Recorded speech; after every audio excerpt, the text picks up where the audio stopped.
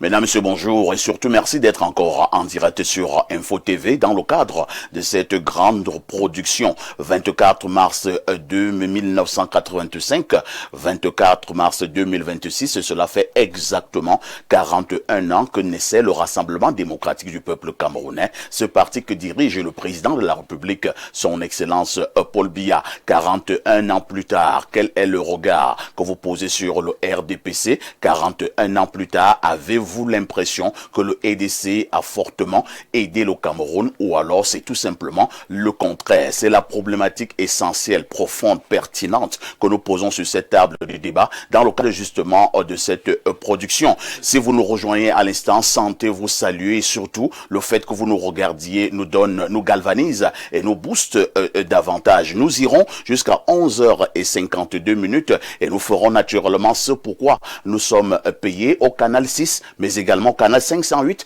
sur Canal Plus International. Vos rubriques sont restées intactes. Vous aurez tout à l'heure la dénonciation du jour, mais également la quintessence de l'information parue en kiosque au Cameroun. Parce que vous regardez Info TV, vous êtes des téléspectateurs privilégiés. Appelez-moi Perfecto.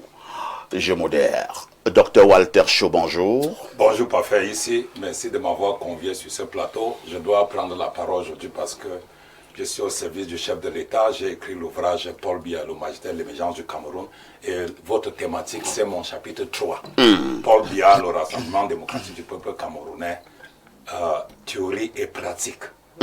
Donc, je crois que je serai à la hauteur. J'ai la matière grise pour se déployer sur le plateau. Et je voudrais pas faire ici dire que l'histoire ne se répète pas. En 1957, Sa Majesté Prince Kemajou a été élu président de l'Assemblée législative du Cameroun, Alcam. 69 ans après, l'histoire s'est répétée. Je voudrais d'ailleurs féliciter le RDPC pour avoir élu leur représentant, qui est le président de l'Assemblée nationale, et que c'est lui qui a fondé, parce que Sa Majesté Prince Joël Kemajou est de Bazou, parfait ici. C'est lui qui a été élu, l'honorable Ndatoa. Il est Bangou. C'est un Bangou qui a fondé la dynastie Bazou. Je ne sais pas si vous comprenez un peu le lien culturel. J'essaie de comprendre. Bien sûr. C'est-à-dire qu'en 1957, un Bazou devient président de l'Assemblée législative du Cameroun. En 2026, un Bangou devient président de l'Assemblée nationale du Cameroun. C'est un Bangou qui a fondé la dynastie Bazou, qui est dans le Ndé, et Bangou qui est dans le Haut-Plateau. Donc le lien culturel n'est pas brisé. Je voudrais juste faire cette précision, que l'histoire ne se répète pas, mais on verra. Merci, docteur Walter Shaw, d'être parmi nous ce matin. Vous êtes enseignant d'université, économiste de formation et vous soutenez l'homme du 6 novembre 1982. En face de vous, nous accueillons le professeur Claude Noubissier. Bonjour. Bonjour, monsieur Pafa, ici. Bonjour aux copanélistes et bonjour à vos millions de téléspectateurs. Vous êtes également enseignant d'université, vous excellez dans la discipline psychosociologique. Merci bien, c'est ce que j'ai commencé en 1997, je me suis inscrit en psychologie. Bon, ça fait pratiquement 29 années de psychologie. L'expertise politique dans l'aspect sociologique nous accompagnera avec votre apport dans le cadre de ce programme. À côté de vous, lui, il est du RDPC. Il ne s'en cache pas, c'est Benoît Feudieu. Bonjour Benoît Feudieu. Bonjour parfait ici, bonjour à vos nombreux téléspectateurs, bonjour aux co-discutants et une salutation fraternelle à tous les militants du RDPC qui convergent en ce moment vers les 374 points de célébration du 41e anniversaire du parti. En 2026, vous êtes toujours fier de dire que vous êtes du RDPC? Aussi fier qu'on en restera. Vous êtes toujours à même de pouvoir défendre son bilan 41 ans plus tard? Aussi prêt qu'on pourrait le faire et le refaire. Et si on vous demandait d'attribuer une autre 41 ans plus tard au RDPC, que diriez-vous? Je ne serais pas, je n'exagérerais pas, je donnerais quand même 14 sur 20 au RDPC. 14 sur 20, oui. Avec la mention en bas, pouvait faire mieux. Bon, oui, bon, déjà 14 c'est bien. Ça, sur la notation, 14 c'est bien.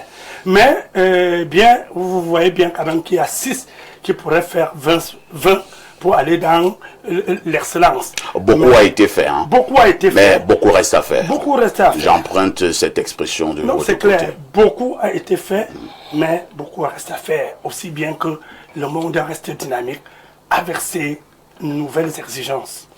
À côté du RDPC, nous avons voulu associer l'UNDP, auparavant de très grands alliés, pour ne pas dire de très grands amis. Lui, c'est René Danzabé. Il va nous accompagner également ce matin. Il est membre du comité central de l'UNDP de Bello Bouba Maïgari, fait précéder de ministre d'État. Bonjour et bienvenue au programme. Bonjour, monsieur Pafia ici. Bonjour à tous mes compagnons et bonjour à tous les nombreux téléspectateurs qui nous suivent en ce moment. Comment vous allez du côté de l'UNDP? L'UNDP, c'est l'espoir, comme vous le savez, nous allons très bien. Nous nous sommes positionnés pour les batailles futures et nous espérons que nous allons gagner. Une folle rumeur a traversé le Cameroun il y a environ 3 semaines, faisant état de ce que votre président était mort. Le président Bello Bouba Maïgari n'a jamais été malade ces temps-ci. Il est en bonne santé. Il n'est pas mort, il vit. Et continue à nous Vous affirmez à Mondovision que Bello Bouba Maïgari est en bonne santé. Je le dis, en bonne santé. Vous êtes à la télé. Et j'en suis responsable. D'accord. Monsieur Bello Bouba Maïgari, son excellence, est en bonne santé. Et ceux qui veulent le voir, il habite, vous savez où il habite au quartier Santa Barbara. Et il va tout le temps à la mosquée. C'est l'occasion pour ceux qui veulent vérifier d'aller faire un tour là-bas. C'est le voisin de Maurice Kamto. Je ne connais pas qui est son voisin, mais je sais qu'il habite Parce que Maurice Kamto également habite Santa Barbara. Ok, dans ce cas, ils sont voisins. Voilà. D'accord. Ils entretiennent des rapports de bon voisinage. Oui, on n'a jamais entendu qu'il y a eu un problème entre Bello Bouba Maïgari et Maurice Kamto. Ouais, d'accord. Et vous savez très bien que nous sommes les collaborateurs du RDPC. Ça fait il y a plus de 29 ans aujourd'hui. Et nous continuons à travailler. Vous savez, il y a des rumeurs qui courent selon lesquelles nous aurions rompu une relation entre RDPC et nous. Non, il n'en est rien. Ah bon? Je vous dis que nous continuons à collaborer. Comment donc Bello Bouba a été l'UNDP candidat à la dernière élection présidentielle? Oui, je parle de collaboration, je ne parle pas d'inimitié. Il y a eu peut-être adversité lors de l'élection Cela signifie présidentielle. que Bello Bouba était candidat à la dernière élection présidentielle au Cameroun, mais il collaborait bien évidemment avec le président Paul Biya. Ce que je veux dire, c'est que depuis 27 ans, l'UNDP et le RDPC collaborent dans le cadre d'une plateforme de collaboration intergouvernementale, mais cette plateforme n'interdit pas à l'UNDP d'être candidat où que ce soit, que ce soit au niveau local. Votre langage m'inquiète un peu. Hein? Oui. Je soupçonne en ce langage-là les judoux que vous faites maintenant encore au président Paul Biya, puisque le gouvernement est imminent. Vous devez comprendre une chose, c'est que l'objectif de tout parti politique, c'est de convaincre, c'est de combattre ou alors de conquérir tout le pouvoir ou alors une partie du pouvoir. S'il nous arrive que nous ne pouvons pas conquérir tout le pouvoir, eh bien, il y a le pouvoir au niveau local que nous pouvons conquérir. Nous travaillons tous pour le développement du Cameroun et de ce point de vue-là, nous collaborons avec le RDPC. L'UNDP collabore donc avec le RDPC. J'avais cru, au regard des derniers événements politiques au Cameroun, qu'il n'en était plus rien. Merci de nous le rappeler ce matin en Mondovision. Alain Doug reste notre invité permanent. Bonjour Alino. Bien le bonjour, parfait, c'est un plaisir de retrouver nos amis du RDPC ou alors de la mouvance présidentielle fortement représentée sur ce plateau en ce mardi spécial de fête d'anniversaire du parti au pouvoir. Je salue de même notre professeur Nobissier qui est là, qui est en accoutumé de ce plateau. Je salue nos millions de téléspectateurs à travers le monde. Avec ta permission parfaite, je vais saluer quelqu'un. C'est un monsieur qui travaille aux aéroports, je pense que c'est comme ça qu'on dit. ADC. Voilà. ADC. Aéroport du Cameroun. Voilà. C'est au pluriel, c'est là-dessus que j'ai hésité. C'est au pluriel ou au singulier? Bon, au pluriel. On peut dire au pluriel. Hein? Oui, c'est au pluriel. Voilà. Aux ADC. Donc, il a acheté mon ouvrage. Il n'a pas fait qu'acheter. Il a tenu à me faire un retour sur ce qu'il a lu, parce qu'il m'a dit je te reviendrai une fois que je l'aurai lu. Et là, hier soir, il m'a envoyé un message et il disait ceci en substance. Bonsoir, monsieur Ndouk. J'apprécie votre causticité et votre faconde théâtrale. C'est un nectar de style et du point de vue du contenu, c'est super. Bravo, vous êtes un monsieur. Donc, je le salue et tout le personnel des aéroports du Cameroun. Merci. 10h, 11h52. Qui dit mieux?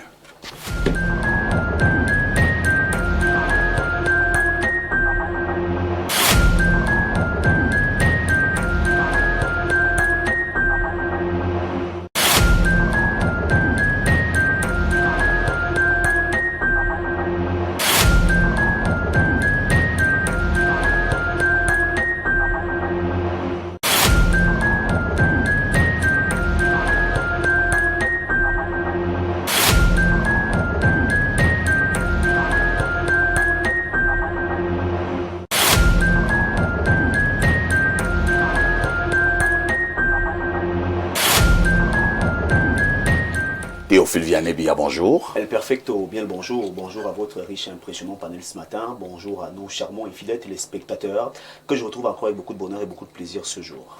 Les membres du RDPC sont en haut aujourd'hui. Hein. Le Rassemblement démocratique du peuple camerounais. On dira Ayop, Ayop, Ayop. Comme le chante bien un sénateur. Vous connaissez la chanson qui bat souvent le record d'audience ce jour? Il y a une nouvelle chanson là. Ah, il y a une nouvelle. Ah, c'est ce que vous préférez maintenant. Vous avez suivi, non? C'est pas ce que je préfère, c'est ce qu'il préfère maintenant. Allons voter pour le Biya.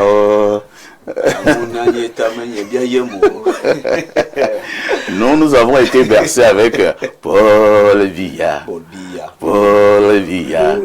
Notre président, père de la nation. Paul Biya, encore 100 ans.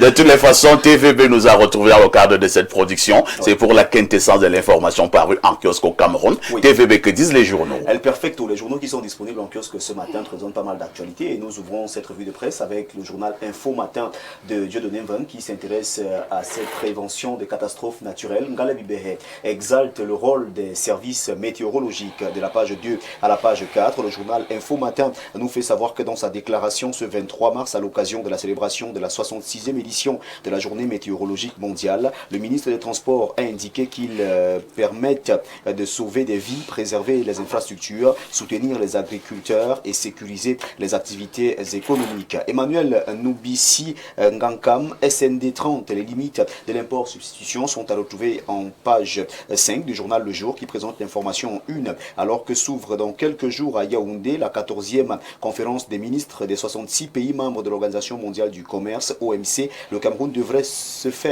faire sa propre introspection au sujet de ses choix stratégiques de développement et de son positionnement sur l'échiquier du commerce international. Mutation s'intéresse au titre foncier ce matin. Et le journal de Georges Alain Boyomo titre en une, titre foncier, les frais de procédure. Dans une instruction datant du 16 mars, le ministre des Domaines, du Cadastre et des Affaires foncières, Henri Yebaici, fixe les étapes et les coûts du processus de délivrance du précieux Sésame. Le messager de Feu Pius Ndiaoué reste dans la gestion foncière ce matin. Guerre déclarée à la mafia. Qu'espérer de l'instruction ministérielle portant codification des modalités de prise en charge financière des responsables et membres de la commission consultative instituée dans le cadre des procédures visant l'immatriculation et l'établissement des titres fonciers sur des terres relevant du domaine national. Le journal s'interroge à la page 6 à la page 7. RDPC en 41, le journal Cameroun Tribune que gère Marie-Claire Nana en fait sa une. La saison des jeunes et des femmes. La célébration ce jour de l'anniversaire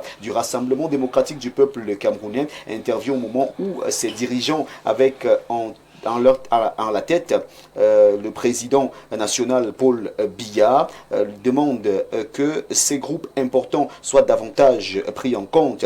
Un engagement réaffirmé en cette année d'élections législatives et municipales. C'est un focus qui revient donc sur la célébration de l'an 41 du RDPC et c'est Cameroun Tribune qui en parle de la page 7 à la page 10. Le du Sahel reste en politique ce matin et nous amène à l'extrême nord. Ce journal nous fait savoir que l'extrême nord attend la primature. C'est bien sûr le journal de Guibaï qui nous le dit en page 5. Le Point parle ce matin des gérontocratie et longévité, septennat des grandes espérances, jeunes et alternance, des pipés. Information à lire de la page 5 à la page 8. La riposte s'intéresse au scandale à la mairie de la ville de Yaoundé.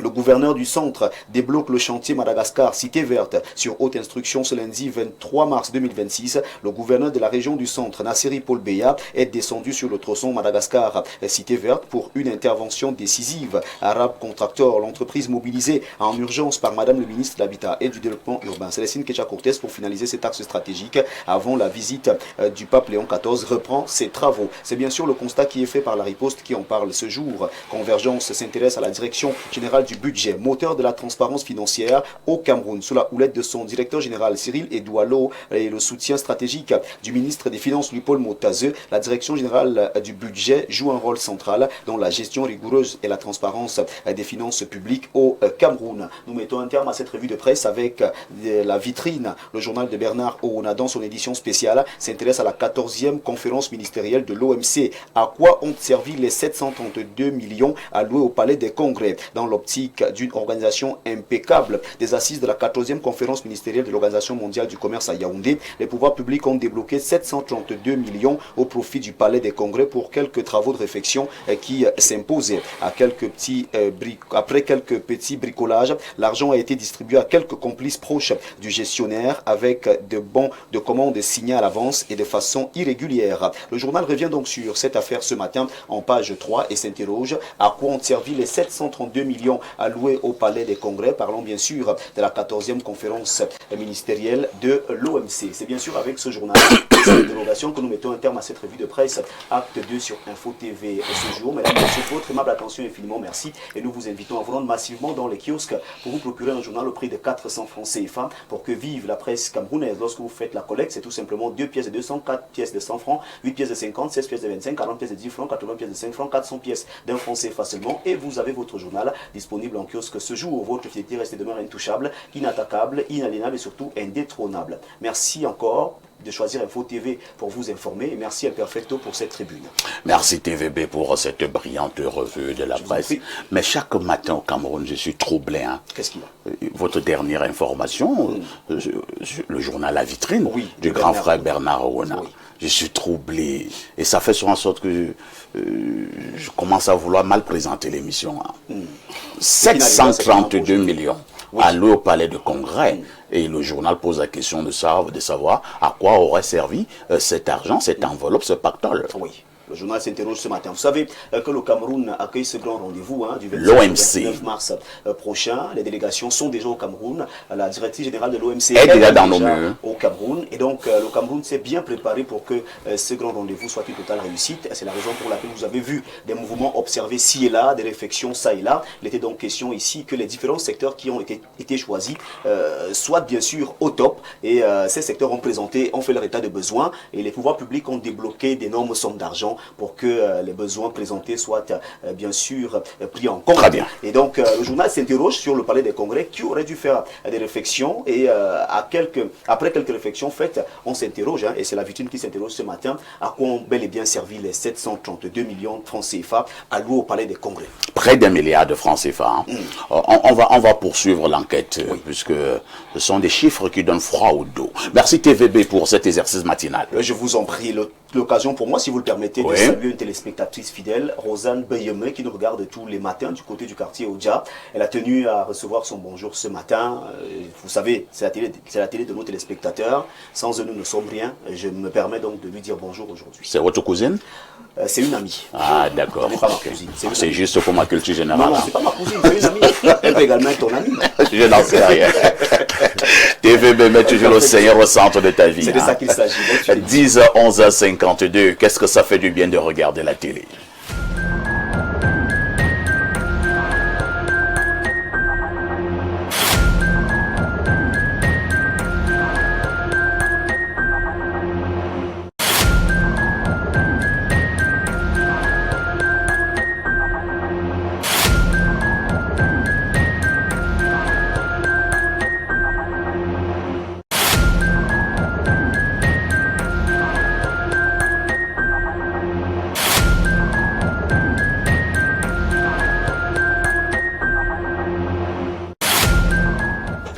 Au pas de course, on remet la parole à Alain Douk, cette fois-ci, pour la dénonciation de ce matin. Pour ce matin parfait, nous allons dénoncer ces entités ecclésiastiques, ces organisations ecclésiastiques ou dénominationnelles qui ont pris sur elles d'avoir des établissements financiers ou des microfinanciers qui créent ce genre d'établissement. Et puis, on se rend compte, quelque temps après, que les entités financières, que les institutions ecclésiastiques ou les organisations ecclésiastiques en question ont créées sont maintenant sujettes à des scandales financiers. Donc, on a des microfinances comme ça qui ont été créées et qui ont déjà fait banqueroute avec l'épargne des Camerounais dans un contexte économique très difficile. Et on se pose la question de savoir, mais qui va rembourser ces Camerounais? Ce qu'on attend, du moins des organisations de ce type, c'est un minimum d'honnêteté. Alors, quand les malversations les scandales financiers doivent naître de ce genre d'établissement rattaché à ce qu'on appelle des églises. C'est un problème et ça, je le dénonce en ce matin. Alors, je veux bien comprendre, hein. C'est-à-dire, une église est créée ou bien ce sont des églises classiques? Des églises, des dénominations, des organisations... Des nouvelles églises? Non, non. Pas les nouvelles églises, des organisations bien ancrées, pas les nouveaux mouvements que tu connais. Non, non, non, non, non, absolument. Donc, des églises classiques, oui, classiques, créées à un moment donné des établissements avec des agréments de l'État. Des microfinances. Oui. Et quelques temps plus tard... certains des établissements sont même des SA. Hein? Pas même des microfinances, parfois c'est des SA. Donc, tu peux imaginer le niveau de capitalisation. Et du jour au lendemain... On attend un scandale financier, on n'arrive plus à donner l'argent aux gens. Et c'est fermé.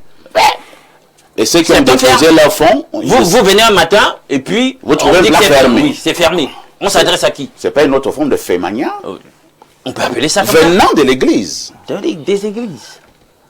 Professeur Claude Nouvissier, je vous passe la parole pour votre réaction. La première réaction, après avoir écouté M. Alain Ndouk, est d'abord que depuis très longtemps, on a ce genre de microfinances qui naissent et après qui disparaissent. Et qui disparaissent avec les fonds des pauvres populations. Ce n'est pas un phénomène qui date d'aujourd'hui. Moi, je me souviens quand j'étais tout petit, dans mon quartier, les populations ou encore les membres ou les adhérents à cette microfinance étaient venus même chercher en voulant brûler cet établissement-là. Bon, c'est une problématique qui reste très longtemps. Et ça pose donc le problème de comment est-ce qu'on encadre les microfinances au Cameroun, afin que les adhérents ou les épargnants soient garantis du fait que leur argent soit en sécurité. Maintenant, une autre dimension de la dénonciation de M. Alain Ndouk, c'est que c'est ceux qui sont sujets, qui sont supposés être les porteurs de la moralité ou être les porteurs des valeurs. C'est ça le problème. Qui se trouve indexé dans sa dénonciation. Ce qui fait problème, c'est que, peut-être je vais lui poser une question avant d'avancer, parce qu'il a dit que ce sont des églises suffisamment implantées. Moi qui suis chrétien catholique, si par exemple, ça revient d'une congrégation ou d'une communauté catholique, je pense qu'on a des gens qu'on peut rencontrer afin qu'ils résolvent ce problème. Alors s'agit-il, même chez les protestants, je pense qu'il y a des organisations dans ces mouvements religieux qui sont suffisamment bien avancées dans la gestion des problèmes pareils. Alors je lui pose une question avant d'avancer. Est-ce qu'il s'agit des églises implantées telles que catholiques et protestantes? Il y a beaucoup de dénominations. Il y a beaucoup. Parce que je voulais... Alain Ndouk n'ira pas dans ces détails-là. Bon, merci. Bon, merci comme il m'a compris. Bon, je pense que Alain Ndouk est suffisant et clair. J'ai fait une analyse générale. Ce sont des églises classiques. L'agrément de l'État. Voilà, bien implantées au Cameroun. L'analyse générale, c'est que de nos jours, on ne sait plus qui porte les valeurs dans notre pays. Dans le contexte actuel, on ne sait même plus à qui faire confiance. On ne sait plus, est-ce que les gens qui pratiquent ce genre d'activité, est-ce qu'ils savent un peu que dans quelles conditions les populations agissent pour regrouper ces fonds afin d'aller les déposer dans les banques. Très bien. Moi, je vois le plus souvent des Bayam Selam, je vois le plus souvent des pousseurs, je vois le plus souvent ceux-là qui font dans des sous-métiers qui se battent sous la pluie et sous le soleil. Et des métiers rudes. Hein. Imaginez-vous la dimension mentale cette fois-ci. Quelqu'un qui a dû battre pour regrouper 50 000 francs ou 100 000 francs, aller déposer dans une banque dans le but de sécuriser son argent. Parce qu'il ne veut pas le gaspiller, parce qu'il a des projets pour cet argent, et qui vient un matin se rendre compte que la microfinance ou encore l'établissement financier est fermé. Non, c'est devenu une quincaillerie. Voilà, c'est devenu une quincaillerie. Ça montre donc que je ne peux pas imaginer la détresse dans laquelle va se situer le traumatisme de cette personne. Parce que ceux qui ont beaucoup d'argent n'iront peut-être pas dans les microfinances, mais cela dit qu'il y en a des SA. Mais ceux-là, c'est ceux qui souffrent chaque jour. C'est ceux qui ont besoin d'un soutien. Mais ceux qui ont besoin de garanties, et quand leur argent obtenu à la sueur de leur front, de ce genre de sueur, est dilapidé, le retour peut être très délicat. Docteur Walter Shaw, je constate avec amertume que tout ce qui a trait à la morale dans notre pays fait désormais problème, y compris au sein des églises. Votre commentaire? Oui, parfait. Je prendrai la parole comme quelqu'un qui a écrit une thèse sur les microfinances. Le titre de ma thèse, c'est l'impact de la performance, l'impact des pratiques de gestion des ressources humaines sur la performance des établissements de microfinance au Cameroun. Ça, c'est le titre de ma thèse. Donc, j'ai séjourné dans les microfinances. Alors, nous avons à peu près 400 11 microfinances au Cameroun. Et il y a deuxième et première catégorie. Et il y a troisième catégorie. La troisième catégorie, c'est le microfinance qui font dans les tontines. Donc, ce qui naissent partout là, qui créent, se disparaissent. Alors, quel est donc... Moi, je veux aborder le sujet d'ordre macroéconomique. Je ne veux pas parler des églises parce que ce n'est pas de mon domaine, mais on peut dire que l'église a l'autorité, a le droit de créer. L'église est une entreprise. L'église peut se lancer dans plusieurs activités commerciales pour survivre. Le problème que j'ai constaté dans les microfinances parfois ici, c'est un problème de sous-capitalisation et mauvaise liquidité. Ça veut dire quoi? Sous-capitalisation, c'est-à-dire que quand vous créez une microfinance, vous n'avez pas... vous déclarez le capital social. Oui. Mais à l'intérieur, on comprend que le capital social n'est même pas là. Lorsque vous encaissez, vous utilisez pour d'autres fins. Alors, ça va tomber. Alors, vous créez une microfinance, vous dites capital 10 milliards. Capital social 10 milliards. Alors qu'en réalité, vous n'avez pas 10 millions. Parce que dans le capital social, il y a ce qu'on appelle l'apport en nature et l'apport en numéraire. Parce que quand vous créez la microfinance, l'apport en nature, il y a ce qui vient avec les bâtiments. Il y a aussi ce qu'on appelle les actionnaires qui viennent peut-être avec le passif, avec beaucoup d'argent pour mettre en jeu. Ils attendent au retour des intérêts, tout à fait, des dividendes et le bénéfice. Maintenant, pour le passif, ceux qui disent que bon, j'ai le terrain, il faut qu'on construise bien, on peut louer, j'ai un bâtiment à louer à Bastos, vous vous mettez là-dedans. Mais les clients qui ne savent rien sur la microfinance, ils vont s'investir, ils vont créer des comptes, déposer de l'argent journalier. Et à la fin, il n'y a pas. Parce que la microfinance a menti au moment de l'agrément. Et au niveau de la réglementation, parfois on ne vérifie même pas, il y a la corruption aussi. Mais là, c'est un problème justement de corruption. Parce Bien que sûr. le tout n'est pas de déclarer. Oui. Je pense que là, vous allez déclarer, il faut des mécanismes de contrôle. Il faut savoir que bon, il déclare qu'il a 10 milliards. C'est ce qui se passe. Alors, est-ce que nous avons des éléments pour savoir que cette microfinance a effectivement 10 toi, milliards? le client, tu n'as pas le droit d'aller demander.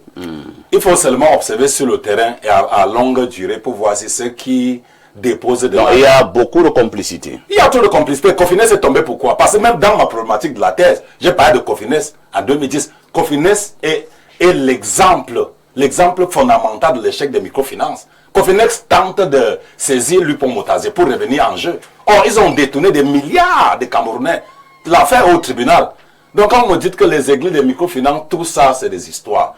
Je conseille aux téléspectateurs, quand vous voudrez accroître vos revenus, allez dans les banques ou bien les microfinances de deuxième et première catégorie. Les troisième catégorie, là, ce n'est que les noms. C'est la fait manière. C'est la fait manière. Je ne veux pas parler des églises. Parce que si je prends les églises, ça va se compliquer tout à l'heure. D'accord. Merci. Hein. C'est bien de garder raison.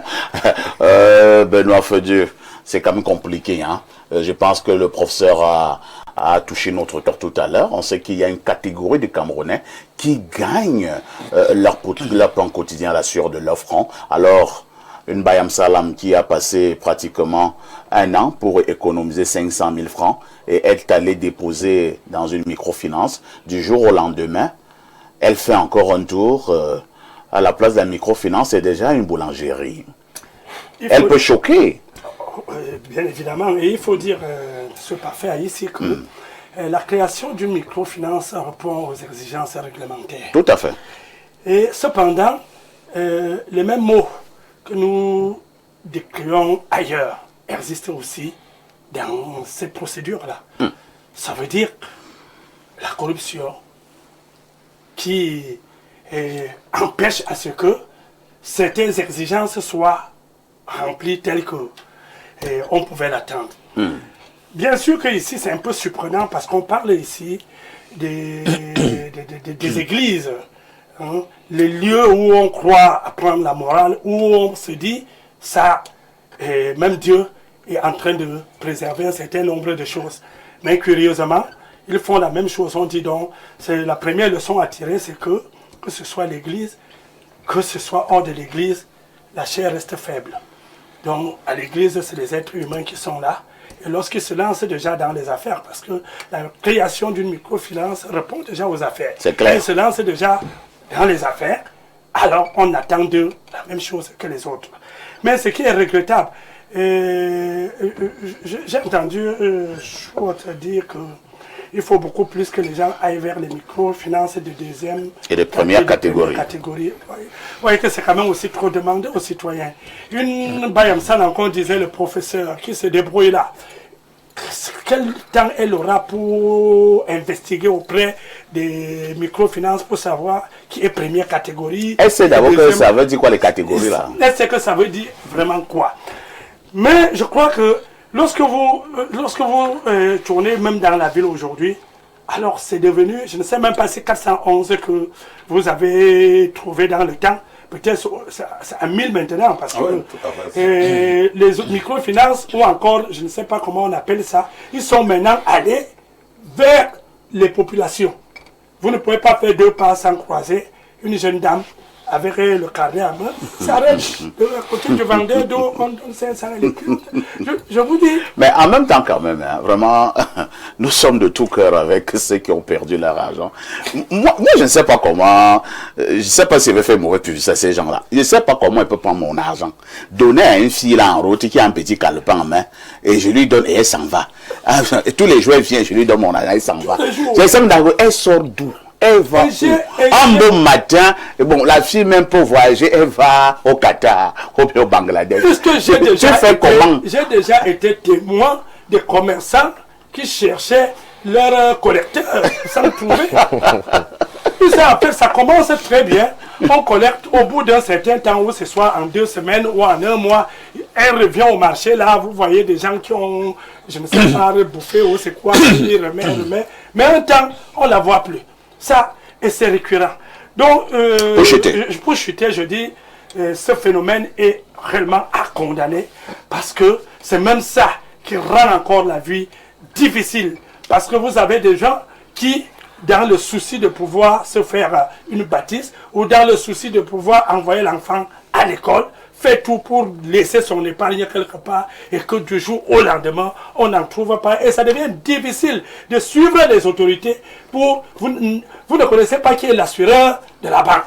Il faut que ce soit l'État qui prenne sur lui. Et même quand l'État prend sur lui, ce n'est pas quelque chose qui se passe en 1 mois. C'est au fil des années, ça part de procès en procès pour qu'on puisse procéder à une liquidation. Donc, on a plusieurs microfinances qui ont fait banqueroute, qu'on n'a jamais eu d'issue avec la restitution de l'épargne des usagers. Très bien. Je vous suggère à René Danzabé de l'UNDP d'aller un peu au niveau des solutions. Nous avons passé le temps à décrier, à dénoncer, à pleurer un peu. Maintenant, que faisons-nous? Dès que nous avons fini de pleurer, comme nous sommes en train de le faire sur ce plateau, est-ce qu'on aura trouvé la solution? Je pense que la première chose à faire, c'est d'identifier le problème. Le problème, c'est la vocation des hommes d'église. De manière générale, leur vocation, c'est d'encadrer les populations afin de les amener vers la terre promise. La terre promise, c'est le paradis. Alors, les activités, oui, les activités de ces hommes d'église consistent à faire quoi? C'est un encadrement civique, un encadrement moral. En 2013, le chef d'État dénonçait déjà nos populations en disant que au Cameroun souffre d'un manque de civisme et de morale. Tout à fait. Et je pense qu'il avait financé une bonne campagne, la campagne d'éducation civique et morale qui a été conduite par le ministère de la Jeunesse et de l'Éducation civique. Mais ce que je voulais dire, c'est que, puisque le problème c'est la vocation des hommes d'église de manière générale, il est question pour les hommes d'église de faire un choix. Ou ils conduisent à bon terme leur vocation, ou alors ils démissionnent et se consacrent aux finances, comme le disait le docteur Showalters. De mon point de vue, il n'est pas question pour les hommes d'église de faire en même temps, ou alors de poursuivre 2 livres à la fois. Il est question de faire un choix. En même temps parler des problèmes de la foi, oui. En même temps également être un grand homme d'affaires. Non, je pense que on ne peut pas faire les 2 à la fois. Même à l'église, il faut faire un choix. On ne peut pas servir de maître, non? On ne peut pas servir de maître. Et il est même écrit dans la Bible, à César ce qui est à César, et à Dieu ce qui est à Dieu. Donc, il est question donc pour les hommes d'église, même les hommes les religieux de manière générale, de se consacrer entièrement à leur vocation, qui est de conduire les brebis vers la terre promise. Donc voilà la première solution que vous proposez. C'est l'unique. Peut-être même l'unique, hein, puisque la dénonciation porte d'abord principalement sur certaines églises au Cameroun qui ont donc créé des microfinances, et quelques temps après les microfinances ont fermé. On n'a plus eu des nouvelles de l'argent des épargnants. Alain Ndouk, votre commentaire? Je vais commencer, avant de donner mon commentaire sur cette dénonciation, par lire un confrère, ce qu'il dit justement d'une SA, d'une de ces dénominations très respectées dans notre contexte. Depuis un an, les souscripteurs peinent à entrer en possession de leur argent. Pour cause, l'établissement financier appartenant à l'Église ne disposerait plus de liquidité pour satisfaire sa clientèle selon plusieurs sources. En cause, la gestion opaque de plusieurs responsables et des détournements qui ont laissé vides les caisses de l'établissement financier. Souligne des sources proches du dossier. Dès que je fais cela, je reviens. On connaît ma position sur ces entités. J'ai toujours dit qu'elles ont un ancrage mitigé. C'est même des organisations sataniques. Je l'ai toujours dit. On fait simplement commerce avec le nom du Christ pour subvertir les consciences à ce même Christ. Alors, quand la Bible dit dans la Genèse, par exemple, que vous êtes la lumière du monde, c'est la première manifestation génésiaque dans la création. Alors, la lumière, si c'est donc la première manifestation de la création, ça veut dire que quand on vous dit que vous êtes la lumière du monde, ben écoutez les amis, ça veut dire que vous devez être le premier en tout. Vous devez être l'exemple, celui qui est clair, balise la voie. Ça veut dire que les gouvernants séculiers devraient même voir comment vous gouvernez chez vous, vos entités en question, pour s'en inspirer. Trouver des repères, des codes moraux et éthiques, une source d'inspiration chez vous pour aller le répercuter dans la sphère séculière. Mais quand c'est donc déjà des gens qui sont supposés être des gens rattachés à l'honnêteté, à la vertu, à la clarté, qui eux-mêmes sont compromis, je pense que tout est là. Ce qui me fait mal, là où le bas blesse vraiment, c'est que j'ai observé une de ces entités. Je ne vais pas la citer, ce n'est pas celle dont je viens de lire, relative à celle dont je viens de lire l'article. Une autre, au sein de laquelle j'ai été, je ne vais pas la nommer, elle a fait montre d'une hypocrisie incroyable. C'est-à-dire que j'ai vu quand l'entité en question, financière en question, a fait ses premiers pas, à coup de pub même sur certains médias, et on voyait à visage découvert des responsables, des pasteurs, venir faire la pub pour l'entité financière en question. Mais dès qu'il y a banqueroute, on se désolidarise. Non, ils avaient simplement fait un plan sur le nom de la dénomination, vraiment, ça ne nous engage pas, etc. Quitte à eux de trouver des solutions là-bas pour résoudre le problème avec leurs épargnants. En termes de solutions, je pense qu'il faut interpeller ici les pouvoirs publics, les autorités de l'écosystème financier et bancaire, la COBAC. Il faut faire son travail. On ne veut plus ce genre d'imposture. Il faut mettre un terme à ça. Il faut assainir le milieu. Vous n'avez pas ce qu'il faut. On ne permet pas que vous rentriez dans le secteur. Fussiez-vous en ecclésiastique ou je ne sais pas quoi. Vous n'avez pas ce qu'il faut. Vous ne rentrez pas. Et ceux qui se rendent coupables de telles malversations doivent rendre gorge. On s'en fout de savoir si vous êtes des ecclésiastiques. Vous devez rendre des comptes, vous devez rembourser l'argent des gens. Parce que la situation économique est déjà assez délétère, assez précaire. Les Camerounais n'arrêtent pas d'accuser le coup sur plusieurs fronts. On ne va pas venir chaque jour en rajouter une couche. Ça, je dis ça et j'en ai terminé. Merci Alain Douk pour votre regard. Faisons un tour du côté de notre messagerie qui explose comme d'habitude. Bonjour Perfecto Longoku de la modération. Bonne semaine à tous. Ouais, aidez-moi souvent au niveau de la signification. Hein, parce que je pourrais lire un jour un mot, on est en train de m'insulter. Je ne sais pas ce que veut dire Longoku de la modération. C'est dans quelle langue? C'est en araméen, c'est pas. Alors, un autre message. Bonjour, monsieur Aïssi, et à tout votre panel. Je comprends la gêne qu'a monsieur Alain Douk à prononcer le nom de cette église. L'église qui l'a formée. C'est vraiment déplorable pour nous chrétiens qui nous retrouvons dépouillés par nos propres frères. Et l'Église aujourd'hui se désengage de cette histoire. Pourtant, la promotion de cette microfinance se faisait dans les églises du haut des chairs et dans toutes les rencontres de l'Église. Voilà, c'est carrément de la mauvaise foi. Nous voulons juste rentrer en possession de nos argents, que l'Église revoie vraiment sa position. C'est Justine Dissoas qui envoie ce message. Hein. Oh, Justine a été frappée. Hein. Un autre message ce matin Que dit ce téléspectateur? Bonjour, parfait. Et à tout le panel, il y a un cas récemment même d'une microfinance de première catégorie appelée...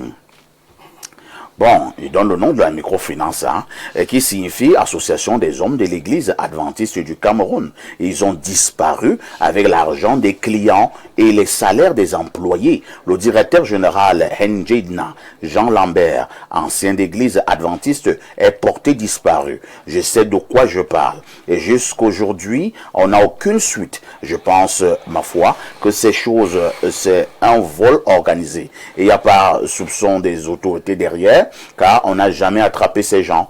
C'est l'éclaireur des nations, depuis un Kolbiswan, qui envoie ce message. Comme vous êtes éclaireur des nations, je vois pourquoi vous étiez vraiment là-bas. Hein?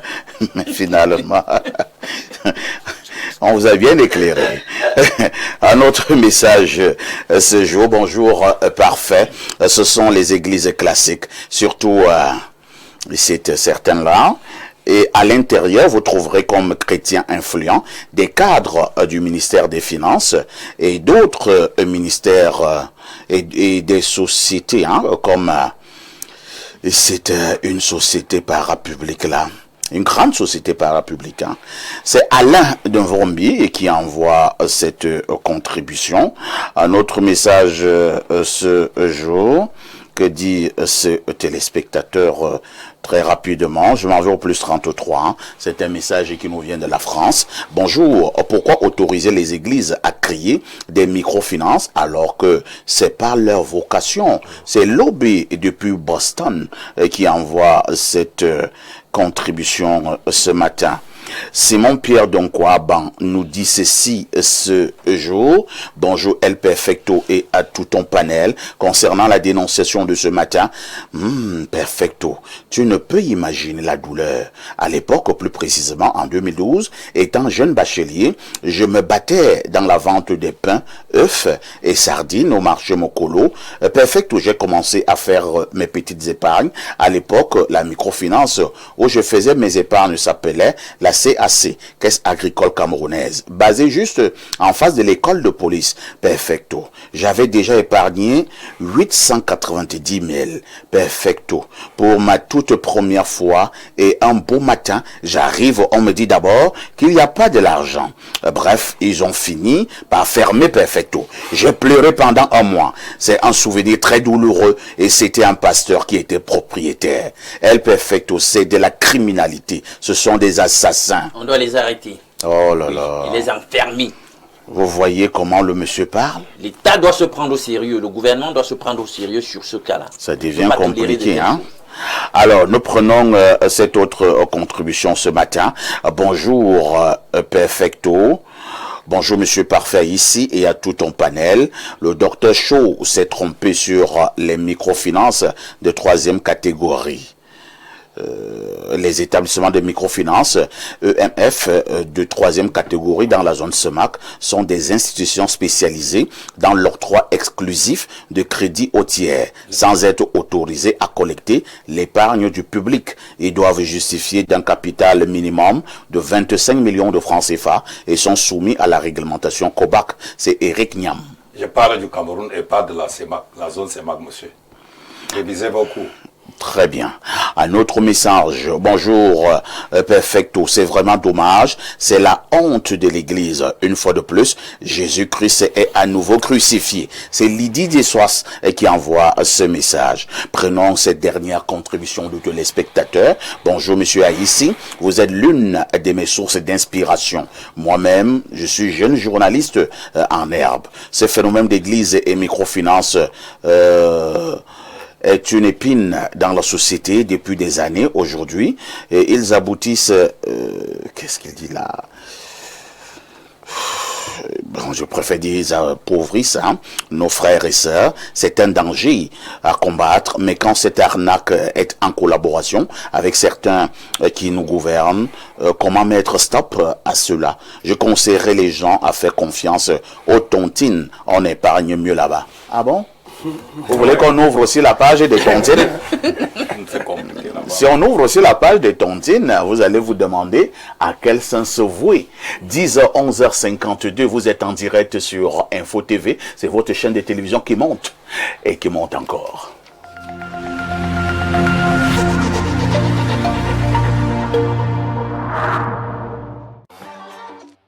Avec Canal+, c'est royal. Quel programme souhaite voir Sa Majesté aujourd'hui? Les rois de l'Europe? Exceptionnel! Ou les reines du foot africain? Le Nigeria remporte cette canne. Les nouvelles saisons de The Penthouse? C'est ma vie tout entière. Les coups de la vie? Tu es beau comme un petit prince. Nouvelle reine ou les reines du shopping? Je porte une robe de reine. Waouh! Les joyaux de la couronne n'attendent que vous. Pour vous honorer, nous vous offrons 15 jours à toutes les chaînes si vous vous réabonnez à votre dernière formule.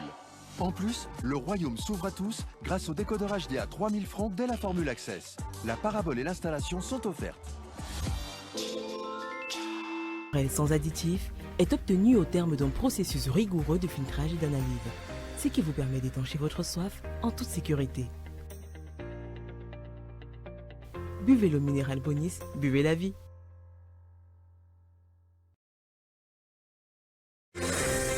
Depuis 15 ans, le Cameroun débat et construit sa marche vers l'émergence. Fierté nationale, le SEGO est le cadre privilégié de dialogue des administrations publiques avec la nation. Il réunit l'État, les entreprises privées, les territoires et les citoyens autour des grands enjeux du développement. Pour sa 15e édition, le SEGO innove avec le village des 10 régions, le village carrefour des métiers et le renforcement du village de la consommation locale, vitrine du Made in Cameroun. Une édition placée sous le thème « Partenariat État-secteur privé, levier d'un Cameroun émergent » du 6 au 13 juin 2026 à l'esplanade de l'hôtel de ville de Yaoundé. Pour plus d'informations, contactez le cabinet Mon Communicateur, mandataire du gouvernement au 620 0021 95. Talent de l'action gouvernementale, la vitrine du Cameroun. 2030 est une année cruciale, une année importante. C'est dans 4 ans. Le Cameroun, comme les autres pays de toute l'Afrique, fait face à des défis importants dans le domaine des énergies et dans le domaine des hydrocarbures. Il s'agit pour nos pays et pour le Cameroun en particulier de trouver des politiques intégrées en matière de développement des énergies, de fourniture d'énergie aux industries et aux ménages. Il s'agit également en matière d'hydrocarbures d'assurer l'exploitation de cette ressource primordiale, sa transformation et son utilisation dans le développement de l'industrie chimique et pétrochimique en particulier.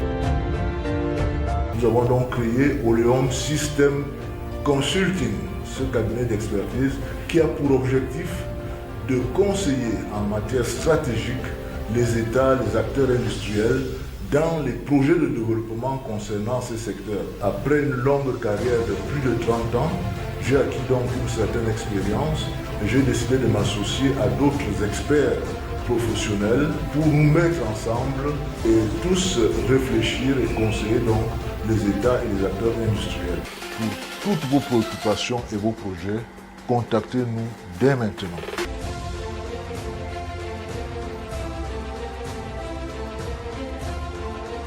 Vous rêvez d'un cadre idéal pour vos séjours à Yaoundé? Une seule adresse, Safari Hotel. Safari Hotel offre 40 chambres VIP et des suites et appartements ultra modernes. Le Safari Hotel, c'est aussi un bar-restaurant ultra chic, véritable carte postale, propice et discret pour vos moments de détente. Avec un parking avant et arrière sous vidéosurveillance et un groupe électrogène qui vous met à l'abri des coupures intempestives d'électricité. Le Safari Hotel dispose également des salles de banquet de 400 à 500 places, de conférences d'une capacité de 150 places, ainsi qu'un service traiteur pour vos événements. Votre hôtel 3 étoiles situé au quartier Sam dans le 3e arrondissement de la capitale, entre la SCDP et Garantie Express, est à 5 minutes du centre-ville. N'attendez plus, réservez au 694 77 74 68, 677 76 29 32. Au Safari Hotel, c'est vraiment du safari.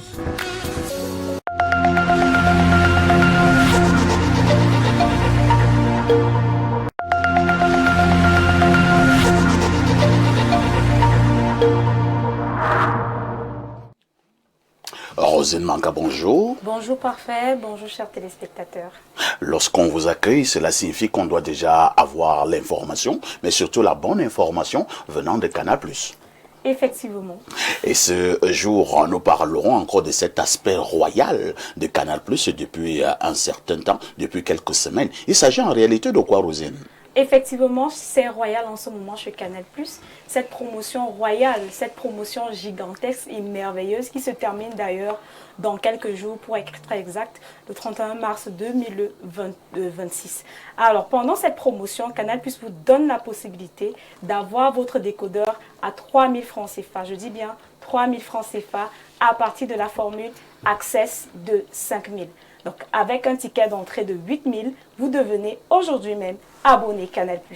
Et pour remercier ces abonnés, ceux-là qui sont déjà abonnés, Canal+ vous honore en cette période en vous offrant 15 jours à tout canal, inclus l'option DSTV.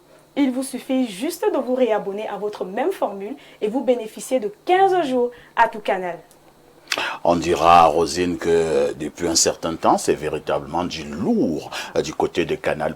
Alors, qu'est-ce qu'on devrait avoir en programmation une fois qu'on s'est abonné ou alors qu'on s'est réabonné?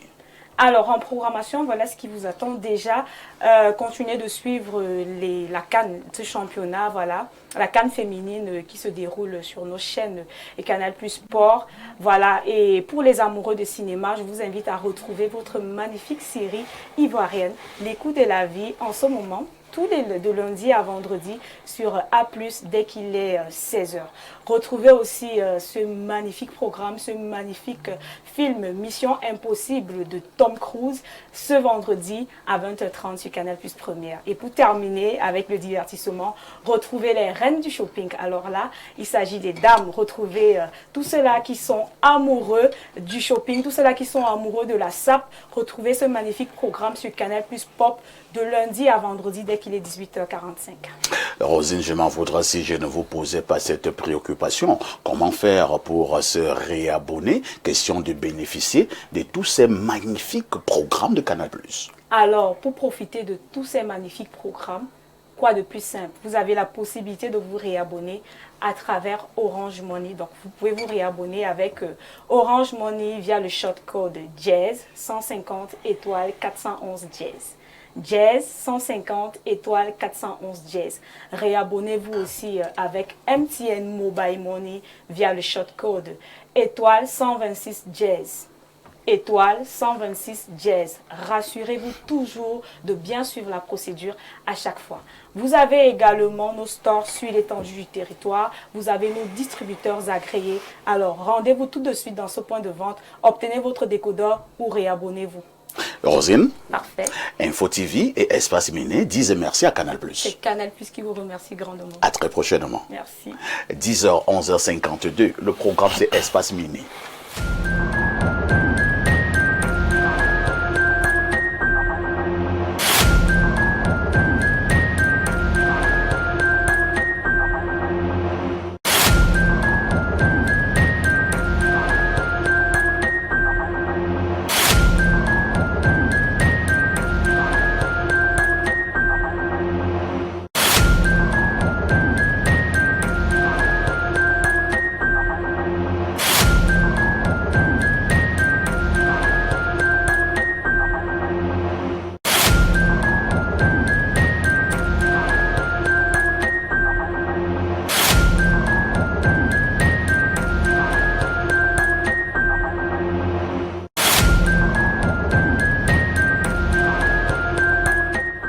Si vous nous retrouvez à l'instant, vous êtes bel et bien connecté sur votre programme Espace Miné sur Info TV de lundi à vendredi 10h, 11h52. En ouverture, nous vous le disions déjà, nous allons marquer un arrêt important, un arrêt majeur, un arrêt profond, un arrêt significatif pour faire le bilan des 41 ans du Rassemblement démocratique du peuple camerounais. C'est le parti au pouvoir en République du Cameroun, 24 mars 1985, 24 mars 2026. Cela fait donc exactement 41 ans que naissait ce parti politique qui est dirigé par le président Paul Biya. Je vais commencer par le professeur Claude Noubissier. Professeur, c'était un 24 mars du côté de Bamenda où justement l'UNC, l'ancien parti, devenait le RDPC. 41 ans plus tard, vue synoptique, vue générale. 41 ans plus tard, M. Parfa ici, je me souviens en 1985, j'étais tout petit, je devais faire la maternelle.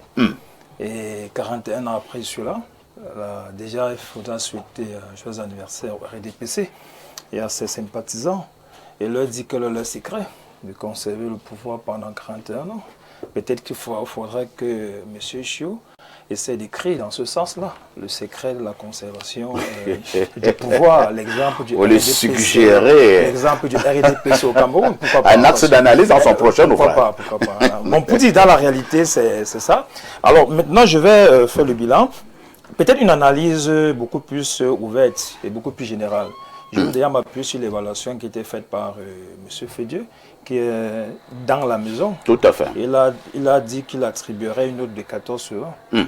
Alors si nous étions dans un jury, lui qui est comme l'encadrant, s'il attribue seulement 14 sur 20, et l'examinateur et le président du jury pourraient attribuer quelle note? Bon, pour dire quand même qu'il a été très très modeste également, il a fait une évaluation beaucoup peut-être qu'il est resté réaliste. Bon, il a fait une évaluation beaucoup plus réaliste, comme vous le dites. Alors moi je pense que au jour d'aujourd'hui, on aura du mal de dire des choses beaucoup plus allant dans le sens d'aduler le RDPC, parce que le 41 ans avant et après, et puis bon voilà, soit on fait une analyse avant et maintenant, on aura du mal à lui attribuer les 14 sur 20. Mais comme celui qui le dit de l'intérieur, et comme je n'ai pas fait une analyse de l'intérieur, je peux lui dire, bon voilà, pourquoi pas. Mais disons qu'il y a beaucoup de choses qui doivent être faites. C'est pourquoi j'ai apprécié votre fond d'analyse, quand vous avez dit 14 sur 20, mais pouvait mieux faire. Moi, je pense également dans ce sens-là. Beaucoup de choses ont été faites. Ceux qui disent que le RDPC n'a rien fait, moi, je pense que ce n'est pas être honnête que de le dire. Il y a eu beaucoup de choses qui ont été faites, mais par rapport à ce qui devrait être fait, on a l'impression qu'il y a un très grand écart entre ce qui est fait aujourd'hui et ce qui devait être fait. Quand vous essayez de faire une lecture de la ville de Yaoundé, quand vous voyez les derniers événements récents du côté de la route qu'il fallait refaire quelque part et qu'on a le gouverneur, le ministre, le maire, le maire... La route de Madagascar, cité verte. Ça montre quand même que beaucoup de choses pouvaient être faites également. Quand vous voyez dans le secteur de l'éducation, les étudiants avant étaient boursiers et qu'aujourd'hui n'ont pas de bourse, ça montre quand même que beaucoup de choses pouvaient être faites. Quand on essaie de voir sur le plan, bon, je peux peut-être faire une analyse un peu renversée, parce que moi j'ai entendu un leader du RDPC dire qu'ils ont été surpris par l'escroissance, par le niveau d'évolution de la croissance démographique. Ça montre donc que peut-être aujourd'hui ils ont été butés. Et par contre, dans les grandes villes, quand on voit ces problèmes-là, mais je pense qu'il faut planifier le développement. Et quand votre émission a un caractère pédagogique, tout à fait. Moi je pense que le contexte, la mentalité des Camerounais de 1981 et la mentalité des Camerounais de 2026 a tellement changé. Pourquoi je le dis? Parce qu'il y a des événements qui parlent au RDPC, mais ils font la sourde oreille. Moi, je vous avais dit une fois sur votre plateau que s'ils peuvent faire une évaluation beaucoup plus objective sur les taux de participation, le taux de participation aux élections présidentielles de 2018, le taux de participation aux élections municipales législatives de 2020 et le taux de participation aux élections présidentielles de 2025, ils peuvent franchement comprendre qu'au jour d'aujourd'hui, les Camerounais les évaluent sur le travail fait. On les évalue plus sur les idées. Ils sont évalués sur qu'est-ce qu'ils ont fait. Et le quotidien des Camerounais, combien il a évolué. Est-ce qu'au jour d'aujourd'hui, il fait le SMIC a augmenté? Est-ce qu'au jour d'aujourd'hui, les salaires ont augmenté? On va poser la question dans ce sens-là. Mais pour dire tout simplement que une évaluation un peu mitigée, parce qu'il y a beaucoup de choses qui ont été faites déjà, au niveau de la création des lycées, des établissements scolaires, c'est extrêmement grave, c'est extrêmement grand. Au niveau des universités, aujourd'hui on a 11 universités d'État, c'est extrêmement grand. Mais il faut qu'on essaie de résoudre le problème qui est à l'intérieur. Au jour d'aujourd'hui, les questions de la corruption, les questions des arnaques ou de détournement des biens publics, combien des militants du RDP se sont dans les prisons au Cameroun? C'est une question qui devait nous interpeller en tant que scientifiques, bien entendu. Pour comprendre qu'il y a beaucoup de choses qui doivent être faites à l'interne déjà. On peut apprécier ce qui a été fait déjà sur le plan des efforts faits parce qu'ils ont eu trop de tempêtes. En 1992, il y a une très grosse entre 90 et 92. Moi, j'étais en classe. Des années de Brest. Des années de Brest. On a eu tout récemment. On peut les féliciter d'avoir su comment encadrer cela parce que ça faisait peur déjà. Mais ils ont pu quand même mettre en place des stratégies. Mais au jour d'aujourd'hui, les gens ont besoin du concret. Les gens veulent savoir que le panier de la ménagère a augmenté, les gens ont l'électricité, les gens ont l'eau, les gens ont les besoins élémentaires, les besoins qu'on appelle les besoins de base. Si vous prenez la hiérarchie des besoins de Maslow, ce sont les éléments aussi élémentaires. Je vous assure, en tant que psychologue, moi je connais comment les Camerounais fonctionnent. Les Camerounais ont besoin de ce minimum-là.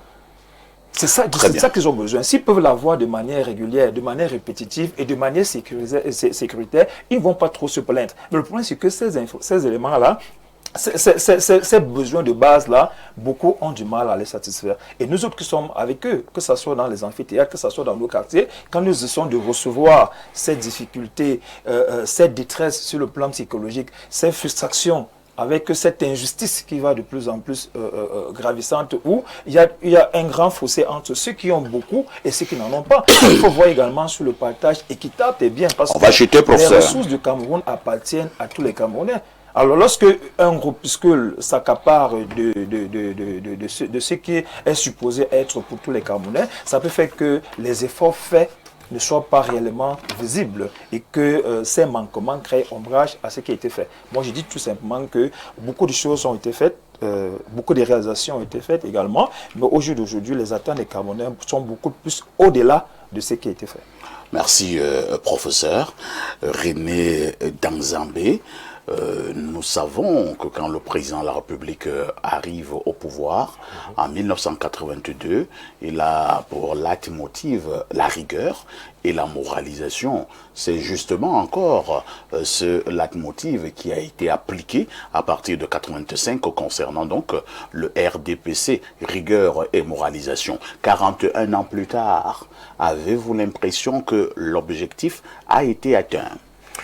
Bien, merci. Vous nous donnez la parole là pour que nous analysions un peu le bilan du RDPC 41 ans après son événement.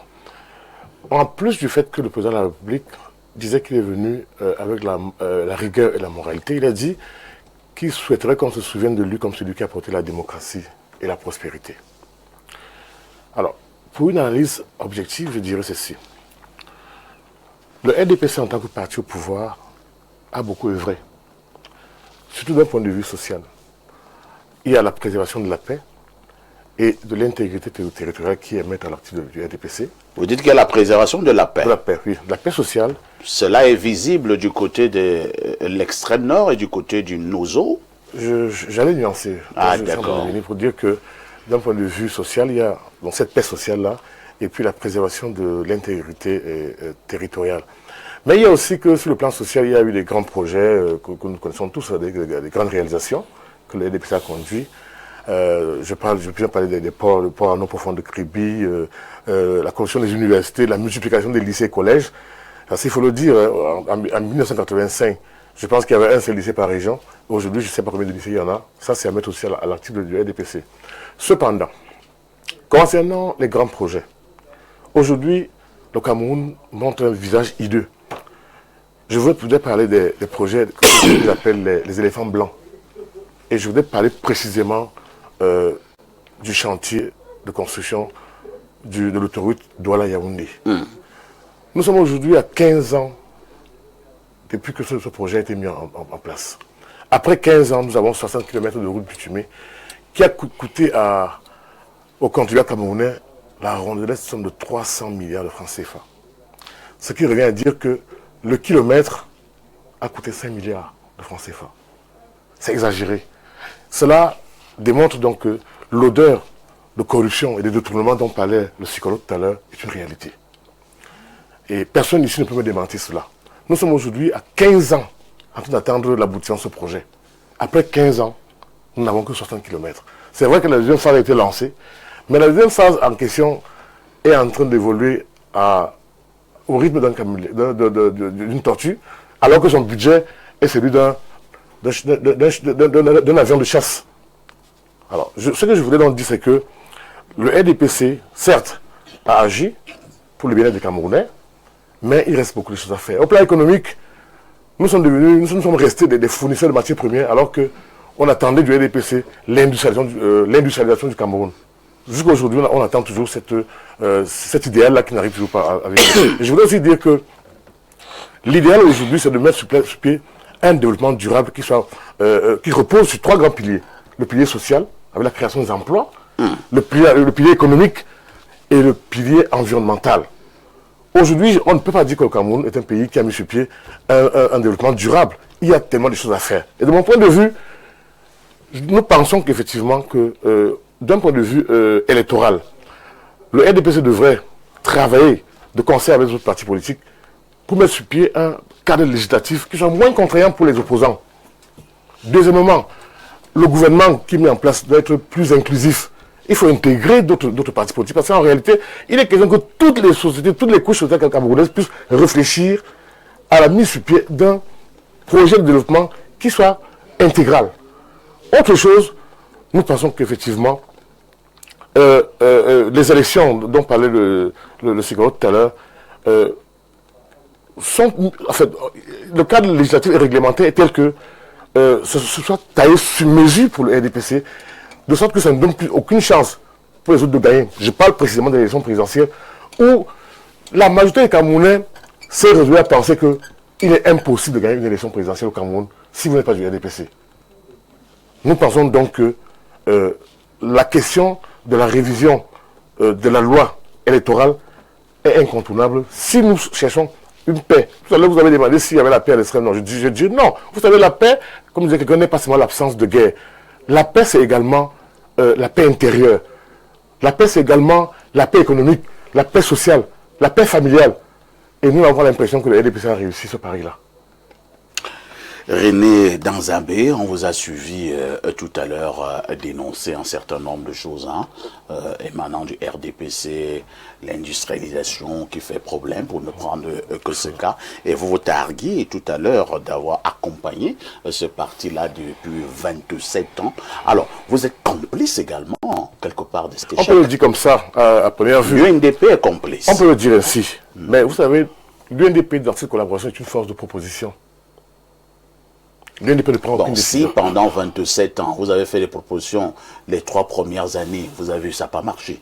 Vous avez fait les propositions 3 prochaines années, encore ça fait 6. Vous voyez que ça n'a pas marché. Vous avez encore fait des propositions pour 3 prochaines, ça fait 9. Ça n'a pas marché. Ainsi, jusqu'à la 27, vous ne faites que faire des propositions à ce parti, mais vous voyez que ça ne marche pas. Le fait de continuer à faire confiance à un parti comme celui-là, est-ce que ça ne signifie pas tout simplement, vous saviez ce que vous gagnez dans cette collaboration?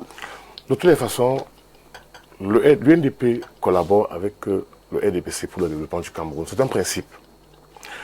Dans ces propositions que nous faisons et qui ne sont pas souvent respectées, le RDPC a quand même eu l'amabilité ou alors la jugeote de nous confier certains départements ministériels. Qu'avez-vous fait? Et je vais vous dire, l'UNDP a toujours brillé par une gestion managériale exemplaire. Le tourisme au Cameroun est vraiment développé? Au moment où l'UNDP prend le tourisme, nous étions à peine 500 000 touristes par an. Maintenant, vous êtes à combien de milliards? Non, je ne dis pas le nombre de touristes. Nous sommes à plus de 2,5 millions de touristes par an. Voilà votre bilan. Écoutez, le Cameroun n'était pas une destination touristique. Grâce à l'UNDP, le Cameroun est devenu une destination touristique de renommée. Et vous appuyez sur quoi? Nous appuyons sur les statistiques. Elles sont là, vous pouvez aller à l'INS. Statistiques très discutables. Non, écoutez, il y a quand même un organe gouvernemental qui est l'INS qui peut vous donner ces informations-là. Et d'ailleurs, je vous dis une chose, c'est que la stratégie nationale de développement 2030 a orienté le ministère du Tourisme, a exigé que le ministère du Tourisme puisse atteindre, le secteur tourisme puisse atteindre 3,5 millions de touristes internationaux par an et un nombre indéfini de touristes camerounais. Nous sommes en train de travailler dessus. C'est vrai que l'UNDP n'est plus dans ce département ministériel, mais l'impulsion a été lancée par l'ancien ministre et je pense que les choses sont allées dans le bon sens. Merci. Benoît Feu-Dieu, la démocratie et la prospérité, voilà ce que le président Paul Biya voudrait qu'on garde de lui lorsqu'il ne sera plus là. Il avait dit du côté de Radio Monte Carlo, du côté de la France. Pour l'instant, lorsque vous observez, je reste dans le RDPC, je ne veux même pas sortir du RDPC, et il y a une véritable démocratie au sein du RDPC. Et maintenant, pour le cas du Cameroun, avez-vous l'impression que cette prospérité est visible? Je vais d'abord commencer déjà, monsieur ici, à rappeler que le 41e anniversaire du RDPC ont pour thème, préparons-nous à consolider la force et la place du RDPC derrière le président national. Cela met en exergue la volonté renouvelée de consolider, de maintenir la cohésion interne tout en consolidant une assise politique solide dans une dynamique d'unité autour du président Paul Biya. Alors, pourquoi je reviens déjà sur ce thème qui est fort évocateur? C'est que, contrairement à ce que les uns et les autres pensent, oui, un parti, tout mouvement humain n'est pas créé pour connaître que le succès, sans jamais connaître quelques difficultés. Et le RDPC est conscient que par moment, il a fait face aux difficultés, mais ces difficultés lui ont permis de se refaire et de s'arrêter à l'évolution du monde. Alors, la démocratie, c'est le premier point du RDPC. Parce que déjà, quand le RDPC naît, en 1985, il améliore son idéologie, nationalisme, libéralisme. C'est-à-dire le RDPC œuvre pour la consolidation de la paix, de l'unité, de l'indépendance du Cameroun. Le RDPC œuvre pour le développement économique du Cameroun, ainsi que la préservation des libertés fondamentales. Alors donc, cette ouverture a permis au RDPC, n'est-ce pas, de moderniser, de contribuer à la modernisation des institutions dans notre pays. Et on ne peut pas faire le bilan du RDPC.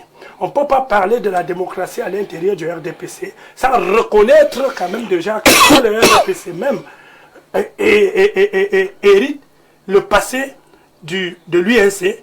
On faisait face à un parti unique, on était dans le monétisme. Et c'est le RDPC qui ouvre au pluralisme politique.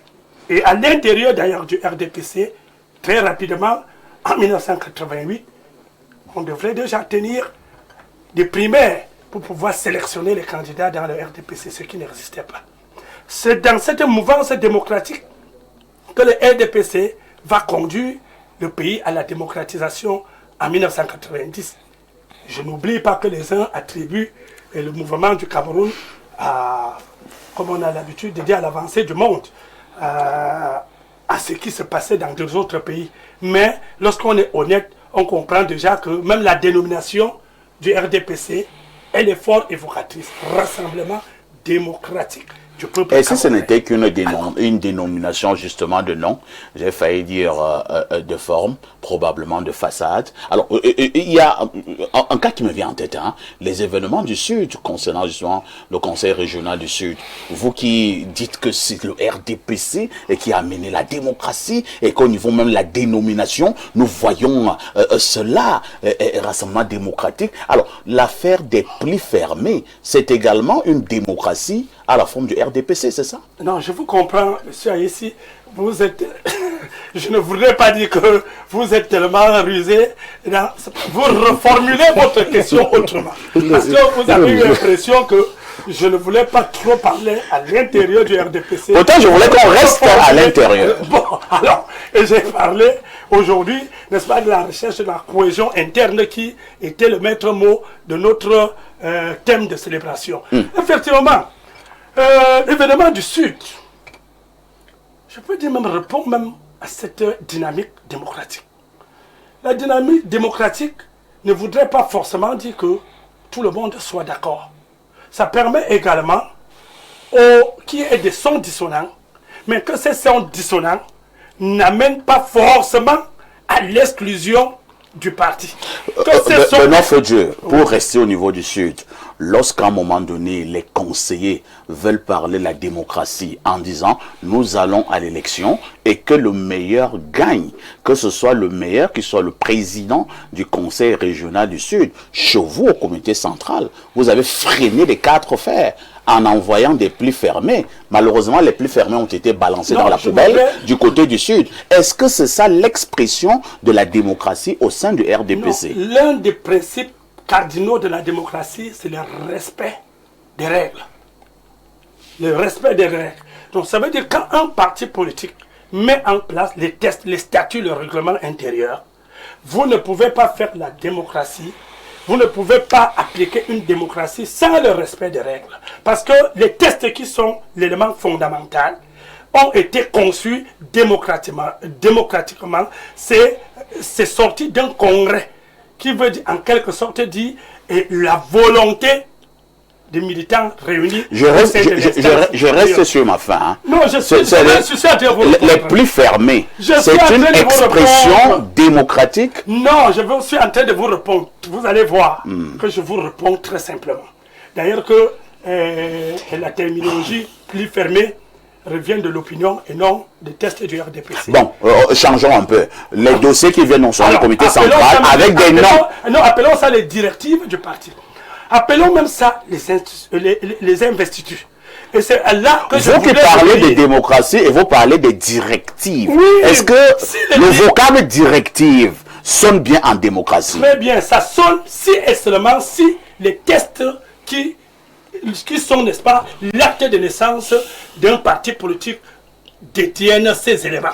Et lorsqu'on parle des investitures, je vous renvoie très simplement dans nos statuts à l'article 27. Vous verrez que c'est le comité central qui accorde les investitures. Donc ça veut dire en quelque sorte, le comité central en permanence travaille avec la base. Et bien évidemment que c'est au regard de remontée que le comité central essaie de centraliser qu'il peut conduire à la proposition d'un candidat. Mais il faut le dire également que le cas du Sud, oui, comme bien d'autres, effectivement, entre dans ce qu'on appelle l'indiscipline.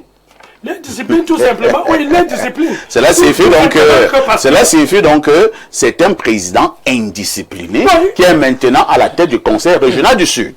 Politiquement indiscipliné, mais lorsqu'il sort du parti, il assume sa fonction. Donc lorsqu'il sort du parti, il devient discipliné. Non, la discipline, c'est à l'intérieur du parti.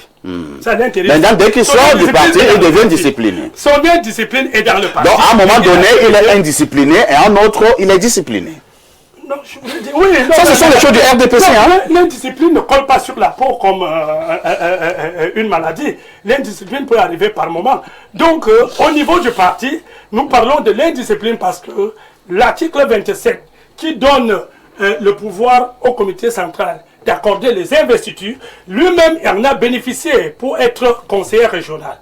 Maintenant, alors, pourquoi devrait-il refuser de bénéficier à cause de nous allons nous résumer ensemble. Hein? Oui. Nous allons nous résumer ensemble et tu vas me contrôler. On dira que du côté du RDPC, le président du conseil régional du Sud est indiscipliné. Mais maintenant, au niveau le président du conseil du Sud n'est pas indiscipliné. C'est le militant RDPC. Finalement, vous dites donc quoi? Non, il y a la différence. Il est président du conseil régional. Lorsque... Sur la casquette du RDPC. Le mandat impératif est nul. Donc, ça veut dire que lui, il est militant du RDPC. Le RDPC lui a accordé... Disons donc que le militant actuel du RDPC au Conseil régional du Sud, selon le RDPC, est indiscipliné, mais ses camarades du parti au niveau du Sud ont trouvé qu'il était discipliné. Bon. Puisque c'est eux qui l'ont élu. Non, ça ne pose pas problème. L'élection ne pose pas problème. Merci, on a résumé. C'est le respect des tests qui pose problème. L'indiscipline, c'est dans les tests. Dr Walter Shaw, la dernière élection présidentielle a mis le RDPC fortement en difficulté. Ce n'est un secret pour personne. C'est la preuve de ce que ce parti est essoufflé 41 ans plus tard. Bon, je ne sais pas de quoi vous parlez d'essoufflement, mais moi... Je parle des chiffres, c'est-à-dire je compare ces chiffres avec ceux de 2018, avec ceux de 2011, avec ceux de 2004, ainsi de suite. Oui, vous avez raison. Moi, j'avais prévu la victoire du RDPC dans mon ouvrage. Le chapitre 3 parle de... Une victoire par césarienne. Bon, moi, j'avais parlé de... Mes sondages me donnaient 75% même du bilan du RDPC de 1985 à 2025. Parce que moi, je vais être brièvement en 3 minutes. Moi, je ne vais pas beaucoup parler, faire la synthèse pour que vous compreniez, pour vous répondre avec votre question. Il ne faut pas trop entrer dans vos histoires-là. D'ailleurs, vous avez coincé. Je voulais qu'on le convoque au comité central. Parfait, vous n'êtes pas bon. Hein. Qu'est-ce que on peut le convoquer au comité central. Et pourquoi? Vous l'avez coincé tout à l'heure. Non, pas du tout. Oui, c'était pas mon objectif. Discipliné, militant, parti, vérité, non, tout non, ça. Non, non, tu peux te rassurer que moi, il n'y a pas de problème. Bon, parfait, si on n'est pas aussi fermé que ça. Restons dans le débat. J'ai fait le sondage du bilan du RDPC de 1985 à 2025 et j'ai constaté que c'est extrêmement positif, 75%. Fondé sur quel indicateur de mesure? Laissez-moi parler. Lisez mon ouvrage, s'il vous plaît. Fondé sur quel indicateur de mesure? À travers les piliers de l'idéologie du RDPC pour le libéralisme communautaire. Et quels sont ces indicateurs de mesure? La moralisation, le rayonnement démocratique, cohésion sociale, l'unité et le multipartisme. Et quels sont les éléments d'analyse objectifs? J'ai pris les infrastructures, tout le monde peut faire un bilan. Les 25% là, je vais chuter par ça. Vous voyez la stabilisation de la paix au Cameroun, stabilité de la croissance économique, maintien du CFA. Nous avons aussi au niveau de la cohésion sociale les inégalités sociales, c'est-à-dire que le vivre ensemble, combattre le tribalisme, promouvoir le développement local, accélérer la décentralisation, le développement économique, parce que le libéralisme communautaire est en fait, en principe, c'est le dialogue entre les communautés. En fait, le RDPC est venu au pouvoir pour fédérer les communautés, faire en telle sorte que les citoyens se parlent entre eux pour qu'il y ait la paix et que les ressources soient redistribuées équitablement. On va arriver sur les 25%, vous allez comprendre pourquoi beaucoup ont détourné de l'argent. Maintenant, pour les 25% qui restent, moi, c'est objectif. L'université, c'est la rigueur, c'est la vérité, c'est l'objectivité. Pour les 25% qui restent, le RDPC, j'ai constaté dans mon ouvrage que c'est difficile de dissocier le RDPC et le pouvoir. C'est très difficile parce que le président du parti est le président de la République. Donc, si son bilan est positif, c'est que le bilan du RDPC est positif. Pour conclure que le RDPC a un bilan positif, 75%. On a les crises dans le nord-ouest et le sud-ouest. Attends, je veux bien comprendre. Hein. Oui. Elle dit que tout ce que vous êtes en train de dire là, c'est pour démontrer que le RDPC a un bilan positif à 75%. Affirmatif. On évolue. Les crises dans le nord-ouest et du sud-ouest, du point de vue du systémisme, c'est-à-dire que de Michel Crozier de la boîte noire, vous comprenez qu'il y a des acteurs du système qui ne travaillent pas. Le congrès de 2007 et le congrès de 2011, le président de la République avait dit que les gens ont mis la main dans la caisse. On va les arrêter. Les bandits à col blanc devraient rendre gorge. Oui, pour utiliser ces termes. Vous comprenez donc que le président de la République, avec ce mandat, est en difficulté avec les gens qui a... C'est-à-dire qu'il a rendu certains acteurs du système du RDPC milliardaires. Alors que sur le terrain, ils ne font pas grand-chose. Ça, c'est la crise anglophone qui n'est pas encore... C'est-à-dire que totalement résolue. Vous avez maintenant la crise économique. Le RDPC, certes, a stabilisé la croissance économique autour de 37%, qui est prévu dans la zone CEMAC, mais n'a pas maîtrisé l'équilibre macroéconomique. Laissez-moi développer, monsieur. La croissance à combien? Ils ont maintenu, je dis qu'ils ont réussi à stabiliser la croissance économique. Nous sommes entre 37 et 41. De croissance? Oui. Croissance Sérieux? économique, Non, mais bien sûr. C'est une blague ou c'est quoi? C'est quel chiffre ça? Lisez mon ouvrage. Une croissance de 37%? Je dis que entre 37 et 41%. Aucun pays n'Afrique n'a ça. 37%. Aucun pays n'affirme ça. Le taux de croissance économique. Aucun pays n'affirme ça. Tapez sur Google là, tapez là-bas. Le Ghana à 12%, c'est le meilleur. Je parle de 37%. Tapez sur Google, tapez. Sur 5 ans, les 5 Vraiment, dernières années, nous sommes à 2,9%. Ne me perturbez pas, je ne veux pas trop parler. Parfait ici. Je crois que le bilan est à 75%. Très bien. Je m'arrête là. Merci, hein. Merci de vous arrêter là. Alors, passons la parole à Alain Douk. Alain Douk, on a donc vu quand même le RDPC, depuis sa création hein, en 1985, qui a gagné pratiquement toutes les élections jusqu'en 2025. Alors, sachant quand même que l'objectif premier d'un parti politique est d'acquérir le pouvoir et de le maintenir. Est-ce que sur ce point de vue, on ne dira pas bravo au Rassemblement démocratique du peuple camerounais? Ah ben oui, parfait. J'imagine que comme c'est un grand jour anniversaire, pour un grand parti, on doit aussi adresser de grandes adresses, et même de grandes analyses. Tu as raison, vu sous l'angle de la préservation du pouvoir, quels que soient les moyens, quels que soient les artifices, on peut dire que sous cet angle-là, le parti RDPC est à féliciter.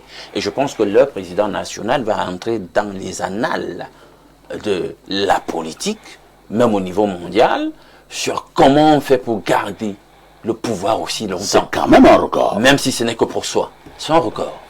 Bien, maintenant, je m'intéresse au sujet.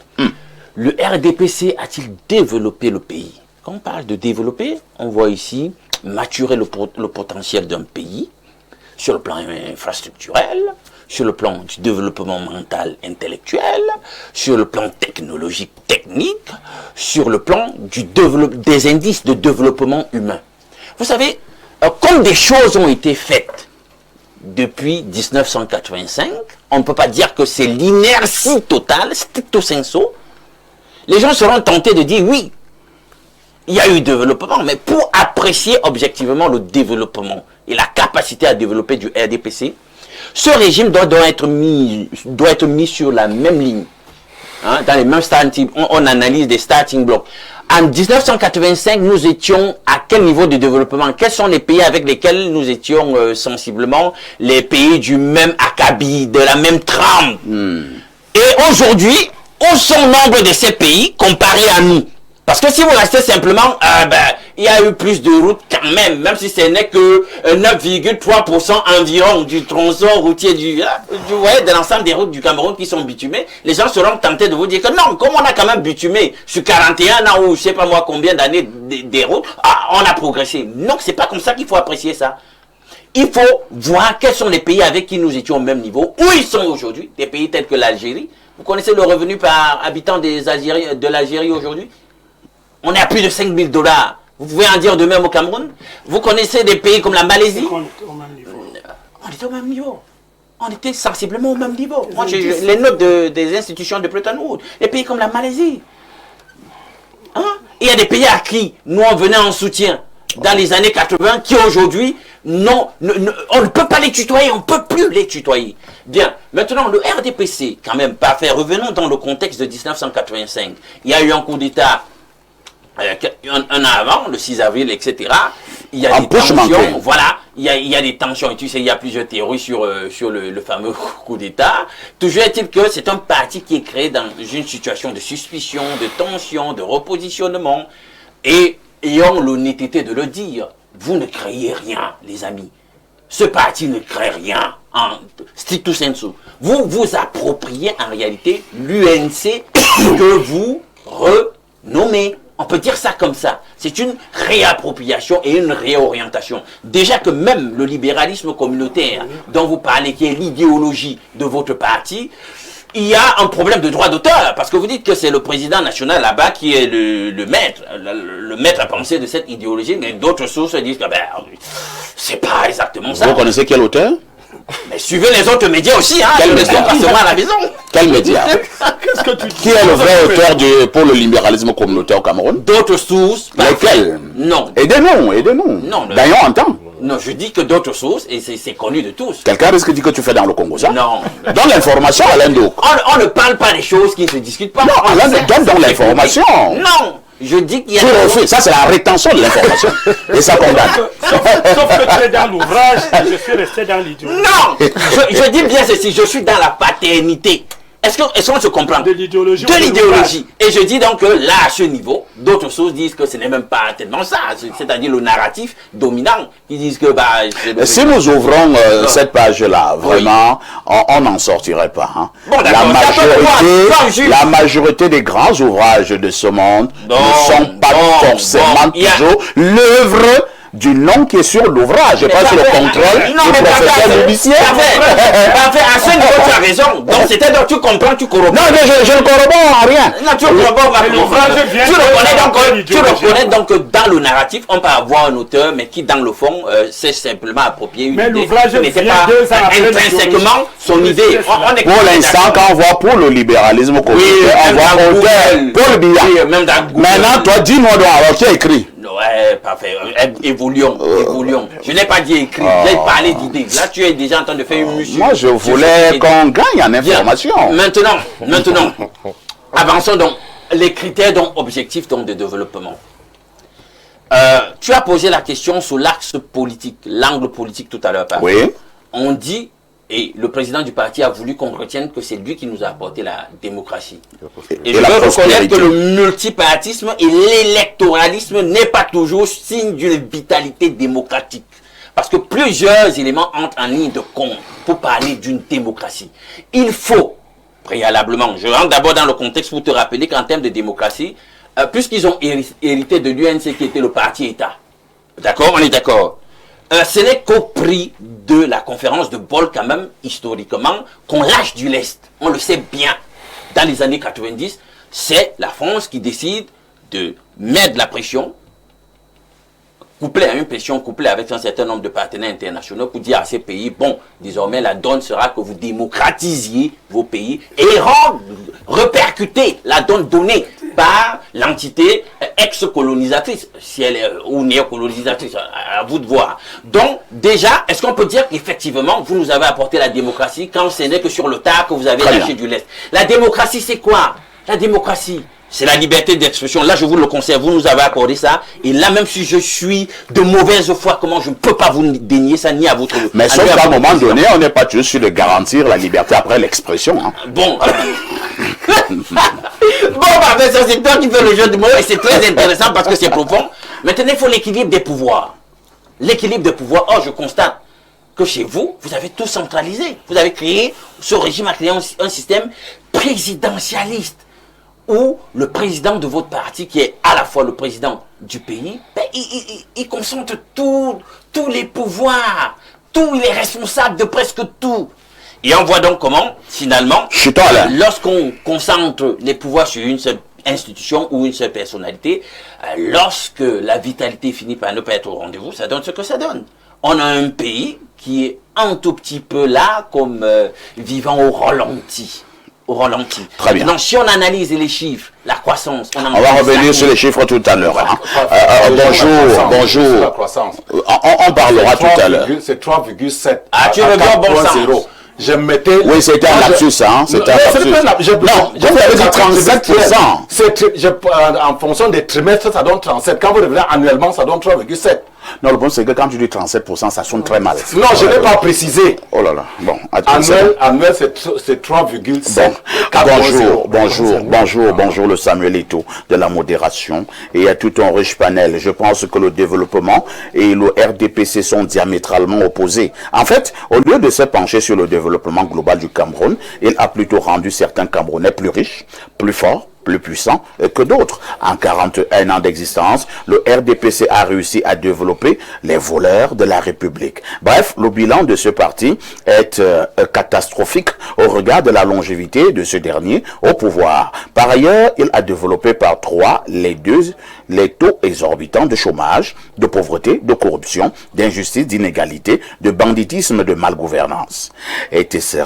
Au lieu de penser véritablement au développement du pays, il a abîmé le Cameroun. Vraiment parfait, dites à M. Walter Shaw, la claque et le vassal du RDPC, que ces chiffres sont le reflet d'une mendicité déconcertante. C'est Léo de Polytech. Léo. quelqu'un te dira... Non, j'ai corrigé. J'ai corrigé. En tant que docteur en économie, tu connais quelle économie qui fait le 37% de croissance ou une sous-région? J'ai corrigé. Allons-y avec un autre message. Le Cameroun fait partie, Monsieur Parfait ici, Info TV est une chaîne de télévision sérieuse qui donne généralement la bonne information. Je le dis encore au docteur Chaud qu'il s'est trompé sur la microfinance de 3e catégorie. Ça peut arriver à n'importe qui et il s'est encore trompé sur le taux de croissance du Cameroun. Le taux de croissance économique du Cameroun pour 2024 est estimé à environ 3,5% à 3,8%. Docteur Chaud est inquiétant. Pour le thème, la seule chose qui a réussi, le RDPC depuis 41 ans, c'est se maintenir au pouvoir. C'est Eric Niam qui est revenu.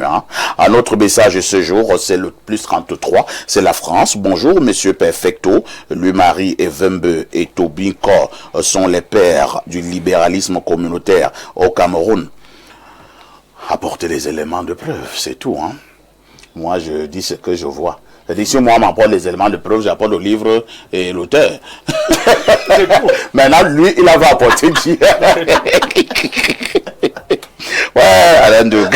Un autre message ce matin. Bonjour Parfait ici, ainsi qu'à tout le panel. Le RDPC en 41 ans de règne n'a pas développé le Cameroun, mais a contribué à rendre pauvre le peuple camerounais. Toutes les sociétés d'État qu'avait laissé l'UNC ont été dilapidées et fermées. Même les plus jeunes en âge, comme la cellule CAM, ont fermé les portes. Les chantiers de développement en cours ont été abandonnés, comme le barrage hydroélectrique de Sonloulou. Après avoir détourné l'argent pour la construction de l'autoroute Yaoundé-Douala, nous l'avons baptisé axe lourd Yaoundé-Douala. Pour être bref, au moment où le feu président Ahidjo quitte le pouvoir, dans son discours, il dit aux Camerounais, je cite, « Je laisse une économie saine et prospère. Le président Biya ne peut pas nous démentir. Le RDPC, c'est un parti des voleurs. Un TEP au pôle depuis Biyamassi à Yaoundé. » Vous êtes d'accord, Benoît Fedje, que le RDPC est un parti de voleurs? Je crois que non, ça c'est. Je pense qu'il s'amuse. Mais il faut dire une réalité. J'ai suivi beaucoup de choses autour de ce plateau. Oui. Et je préfère déjà d'abord rappeler à Alain Douk. Non. En 85, l'UNC est transformé en RDPC. Tout à fait. Ça a une explication juridique très propre. Est transformé en RDPC au cours d'un congrès. Donc le RDPC devient l'héritier politique et juridique de l'UNC. Maintenant, qu'est-ce qui change? Le RDPC procède à l'ouverture. Donc le mot libéralisme, nationalisme ne vient pas 2 ans après avec la publication de l'ouvrage. Ça veut dire que le RDPC, je l'ai mentionné, lorsqu'il est né, il fixait déjà la vision dans la démocratie. Combien que ce soit qu'il y a eu le vent de l'Est, je l'ai même mentionné ici à ma prise de parole, que chacun dira que c'est parce qu'il y avait un mouvement dans le monde, c'était le vent de l'Est, mais quand on est honnête, on comprend que la naissance du RDPC exprimait également la nouvelle orientation de la République. Et c'est le RDPC qui sort là d'un parti unique et nous apporte le multipartisme pour exprimer la démocratie. Lui-même a d'abord été le parti unique quelque temps. Mais il est créé dans l'esprit d'évoluer. Alors maintenant, les voleurs, vous savez, lorsqu'il y a mutation, on ne peut pas refuser les conséquences de l'évolution, de la mutation. Nous avons dit ici que la démocratie, que le RDPC a apporté la démocratie, a libéralisé même l'économie dans le pays. Et c'est pour cette raison que lorsqu'on revient toujours sur les sociétés qui ont été fermées, moi je dis non, on n'a pas toujours compris. Le développement ne se situe pas à l'existence des sociétés, et qui sont d'ailleurs des sociétés d'État. Ils étaient dans quel état avant de connaître la fermeture? Quand Paul Biya prend le pouvoir en 82, n'oubliez pas, toutes ces sociétés sont ce qu'on dit de manière métaphorique sous assistance respiratoire. Ça veut dire que tout puisait que dans le trésor public pour fonctionner. Et dans le libéralisme déjà planifié, il est déjà question que dans l'économie, on essaie de s'ouvrir, que l'État devienne tout simplement le régulateur. On a donné la possibilité à chaque citoyen... Oui. Ce que vous dites est légèrement discutable. parce que le président Paul Biya lui-même reconnu qu'il a trouvé des caisses de l'État renflouées, une économie saine, et il conclut en disant « Je ne faillirai point ». Vous confirmez cela? Je confirme le discours de la prestation de service. C'est le président qui le dit. De la prestation de service. Et comment vous faites encore comprendre que non, toutes ces sociétés qui existaient à l'époque étaient sous assistance respiratoire des caisses de l'État? Bien évidemment. Et bon, le président ne le savait pas? Je voudrais vous dire que le mot, le diptyque rigueur et moralisation, est-ce que vous savez qu'il n'est pas de Paul Biya? Il est prononcé pour la première fois au congrès de l'UNC à Bafoussam. Nous le savons. Tout à fait. Pourquoi? Parce que la scène était déjà polluée. Ça ne marchait. C'était déjà mauvais. La gestion qu'on rencontrait déjà dans la République du Cameroun posait déjà problème avec... Je crois que beaucoup de gens ici connaissent encore l'existence des banques de l'État, de telles banques de crédit, où on ne peut pas expliquer comment... Alors, Benoît Fodje, lorsqu'un président de la République... Attendez d'abord, on va doucement. Hein. Oui. Lorsqu'un président de la République arrive donc dans un tel contexte où il y a des problèmes de rigueur et moralisation, nous attendons non à quoi? Est-ce que nous nous attendons donc justement non pas à ce que le président en question puisse remettre de l'ordre? Claire et net. Est-ce que cet ordre a donc été remis? Non, il y a la rigueur, il y a la moralisation. Je vais vous dire, déjà je vais pas étendre le débat sur les crises politiques sur les crises économiques qui ont secoué l'arrivée de Paul Biya. Les autres pays ont connu les mêmes crises économiques. Ils ont connu les mêmes crises économiques. Mais non pas sombré. Non. La crise de la dette c'était pour tout le monde. Beaucoup ont sombré. Le problème des sociétés d'État, je voulais juste terminer légèrement en disant, le discours politique, il est une chose, la gestion, le discours économique en est une autre. Lorsque vous êtes un homme politique, vous donnez l'orientation et vous vous engagez à maintenir ou encore à porter plus haut ce qu'on est en train de voir. Mais lorsqu'on entre dans le détail économique, il y a quelque chose qu'il faut maintenant mettre en jeu. Et je disais donc, je sors en disant que les voleurs qu'on voit du côté du RDPC, je suis très d'accord qu'on attribue tous les mots au RDPC. Oui, parce que le RDPC, parti majoritaire, c'est lui qui accompagne l'État. Mais reconnaissons tout au moins que c'est les mots qu'on attribue au RDPC. On doit également attribuer les réalisations au RDPC. Et moi, je ne vais pas revenir sur ce que les uns et les autres ont dit en parlant de développement infrastructurel, développement humain. J'ai à côté de moi un professeur qui est en train de témoigner que lorsque le RDPC est créé, il est à la maternelle. Aujourd'hui, il est professeur d'université.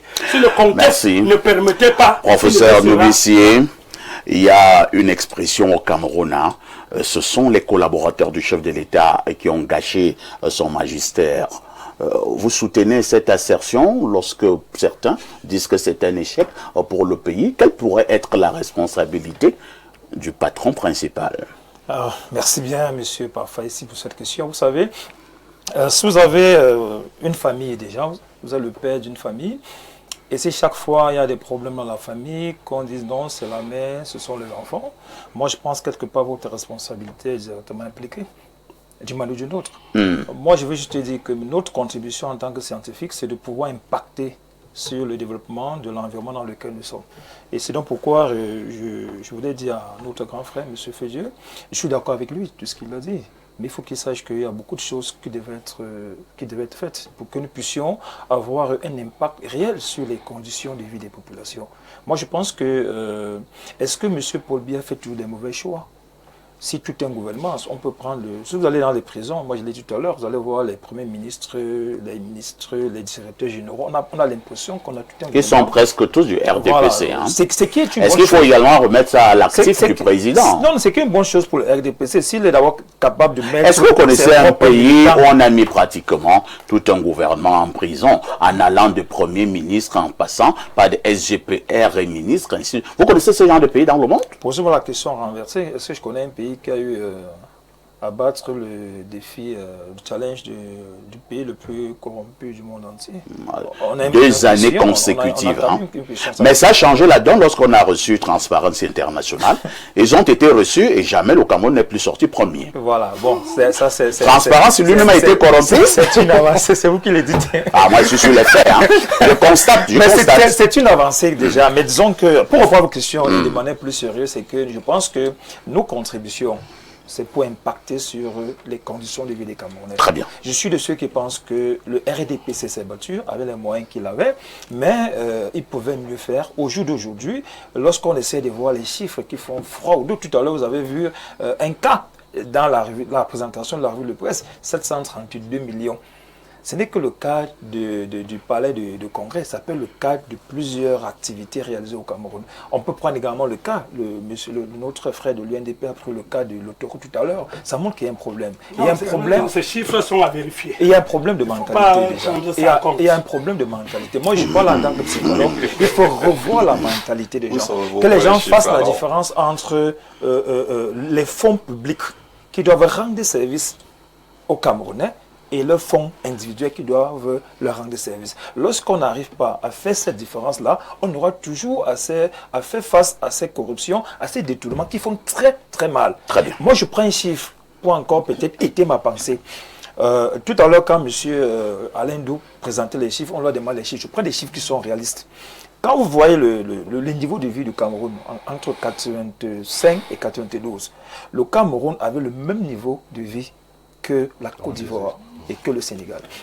Au jour d'aujourd'hui, je prends à témoin l'ambassadeur français, l'ambassadeur de France qui est au Cameroun, qui l'a dit.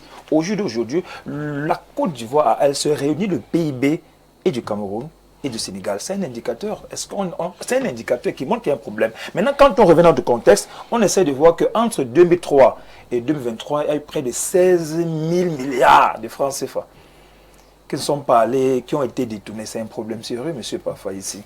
Qu'est-ce que voulez-vous encore des chiffres? Mais je pense qu'en dernière analyse, le RDPC a fait ce qu'il pouvait faire et je pense qu'il va falloir qu'ils adaptent leur contribution au contexte actuel. Je vous emmène au plus 49 ans. C'est un message qui nous vient de l'Allemagne. Bonjour au plateau et à tous les téléspectateurs. Répondre à l'épineuse problématique de savoir si, 41 ans après son avènement, le RDPC a véritablement développé le Cameroun, exige d'emblée de s'affranchir du manichéisme ambiant pour adopter une posture empreinte d'une implacable lucidité. S'il serait intellectuellement malhonnête de balayer d'un revers de la main les réalisations infrastructurelles indéniables, allant des kilomètres de bitume aux grands barrages hydroélectriques ou de minorer la préservation d'une paix relative dans un environnement sous-régional tumultueux, et convient néanmoins de distinguer la simple édification matérielle de l'essence même du développement, car loin de se résumer à des coulées de béton ou à des slogans triomphalistes, le véritable développement se juge exclusivement à l'aune de l'amélioration qualitative de la condition humaine. Or, le paradoxe déchirant qui s'offre aujourd'hui à nos yeux est celui d'une nation dotée de richesses incommensurables, mais dont la population demeure tragiquement engluée dans la précarité. Mon ami de l'Allemagne, je préfère m'arrêter là parce que le message est encore bien long. Alors, notre ami de l'UNDP, au moment où nous faisions le bilan de votre allié, le RDPC, on dira donc tout simplement bilan élogieux ou alors bilan catastrophique. Mitigé, on va dire ça comme ça. Bilan mitigé. Oui, parce qu'il faut être honnête, le RDPC a travaillé. Le RDPC en tant que parti au pouvoir a travaillé pour ce pays. J'ai cité tout à l'heure les grandes réalisations, j'ai cité beaucoup de choses. Mais ce que je voudrais dire, c'est que je voudrais un peu revenir sur la question des voleurs dont on parlait tout à l'heure. Le RDPC n'est pas le chantre du vol. Mais le RDPC est truffé de personnes qui n'ont pas de compétences managériales et qui ont des intentions maléfiques. C'est-à-dire que les intentions maléfiques. Maléfiques, c'est-à-dire que les expressions ne sont pas fortes. Elles sont proportionnées à mon point de vue. Lorsque on vous donne la charge... On n'a plus de temps, il vous reste 30 secondes. Ce que je voulais dire, c'est que le RDPC est donc truffé de ce genre de personnes-là, mais de mon point de vue, il est question donc que le RDPC fasse des états généraux de leur bilan, de leurs activités, afin de redorer le blason de ce parti-là, qui pendant 41 ans a été au pouvoir et qui pouvait, de mon point de vue, faire mieux. Donc voilà ce que je voulais dire. En 41 ans, beaucoup pensent également, Alain Douc, que le RDPC a progressivement enlevé la méritocratie pour installer tout simplement un système de copinage. Tu m'as volé les mots de la bouche, donc on peut, comme ça, à la va-vite, commencer à citer des choses que le RDPC a développées. Il a développé dans l'arbitraire, la famine, la faim, la précarité, l'incapacité de se donner des soins pour les couches les plus précaires, a développé le clivage, la polarisation sociale, l'impunité, en lieu et place de la rigueur qui était attendue. On a un système totalement phagocyté sur le plan politique, dans l'exécutif. Ça aussi, c'est des choses bien développées par le RDPC. C'est un système de la frustration et où maintenant on a des bains de sang tous les jours. Ça aussi, c'est un truc que vous avez bien développé. Les Camerounais se sentent vraiment en sécurité. Docteur Chaud, après Biya, le RDPC continuera? C'est de facto, hein, c'est très compliqué parce que dans mon ouvrage, j'ai démontré qu'après Biya, le RDPC risque de s'éclater à 40 morceaux. Et pourquoi? Parce que c'est le président Paul Biya qui tient le RDPC actuellement. Donc après Biya, le RDPC c'est terminé. Il faut un Biya, il faut un autre Biya. Donc le RDPC doit travailler à préparer un nouveau Biya après Biya, sinon le RDPC va tomber. On ne prépare Franck Biya alors? Mon frère, si Franck Biya est présent public et qu'il a su et qu'il a respecté les conditions d'accès au pouvoir selon la Constitution, j'ai quel problème? Merci beaucoup. Fini une seconde, vous n'allez jamais refuser. J'ai dit que les établissements de troisième catégorie microfinance, c'est l'épargne et les collectes, et ça se fait au quotidien. Taux de croissance 3,7 à 4,0. C'était un lapsus, j'ai corrigé tout ça. Merci, merci à vous qui étiez là ce matin. Seulement une seconde. Je voudrais tout simplement dire, pour ceux qui pensent que le RDPC ne survivra pas à Paul Biya, moi je leur dis, il faut apprendre et connaître le travail qui est fait en interne. C'est ce qu'il fallait dire. C'est ce qu'il fallait dire globalement ce matin. De toutes les façons, bonne et heureuse fête à tous les RDPCistes, y compris au premier des RDPCistes, le président Paul Biya, 41 ans de règne. Tout a-t-il été noir? Beaucoup disent oui, beaucoup disent non. Beaucoup de choses ont été faites, mais beaucoup reste encore à faire. La rediff de ce programme, c'est tous les soirs à partir de 22h30 avec tout ceci. Que faites-vous?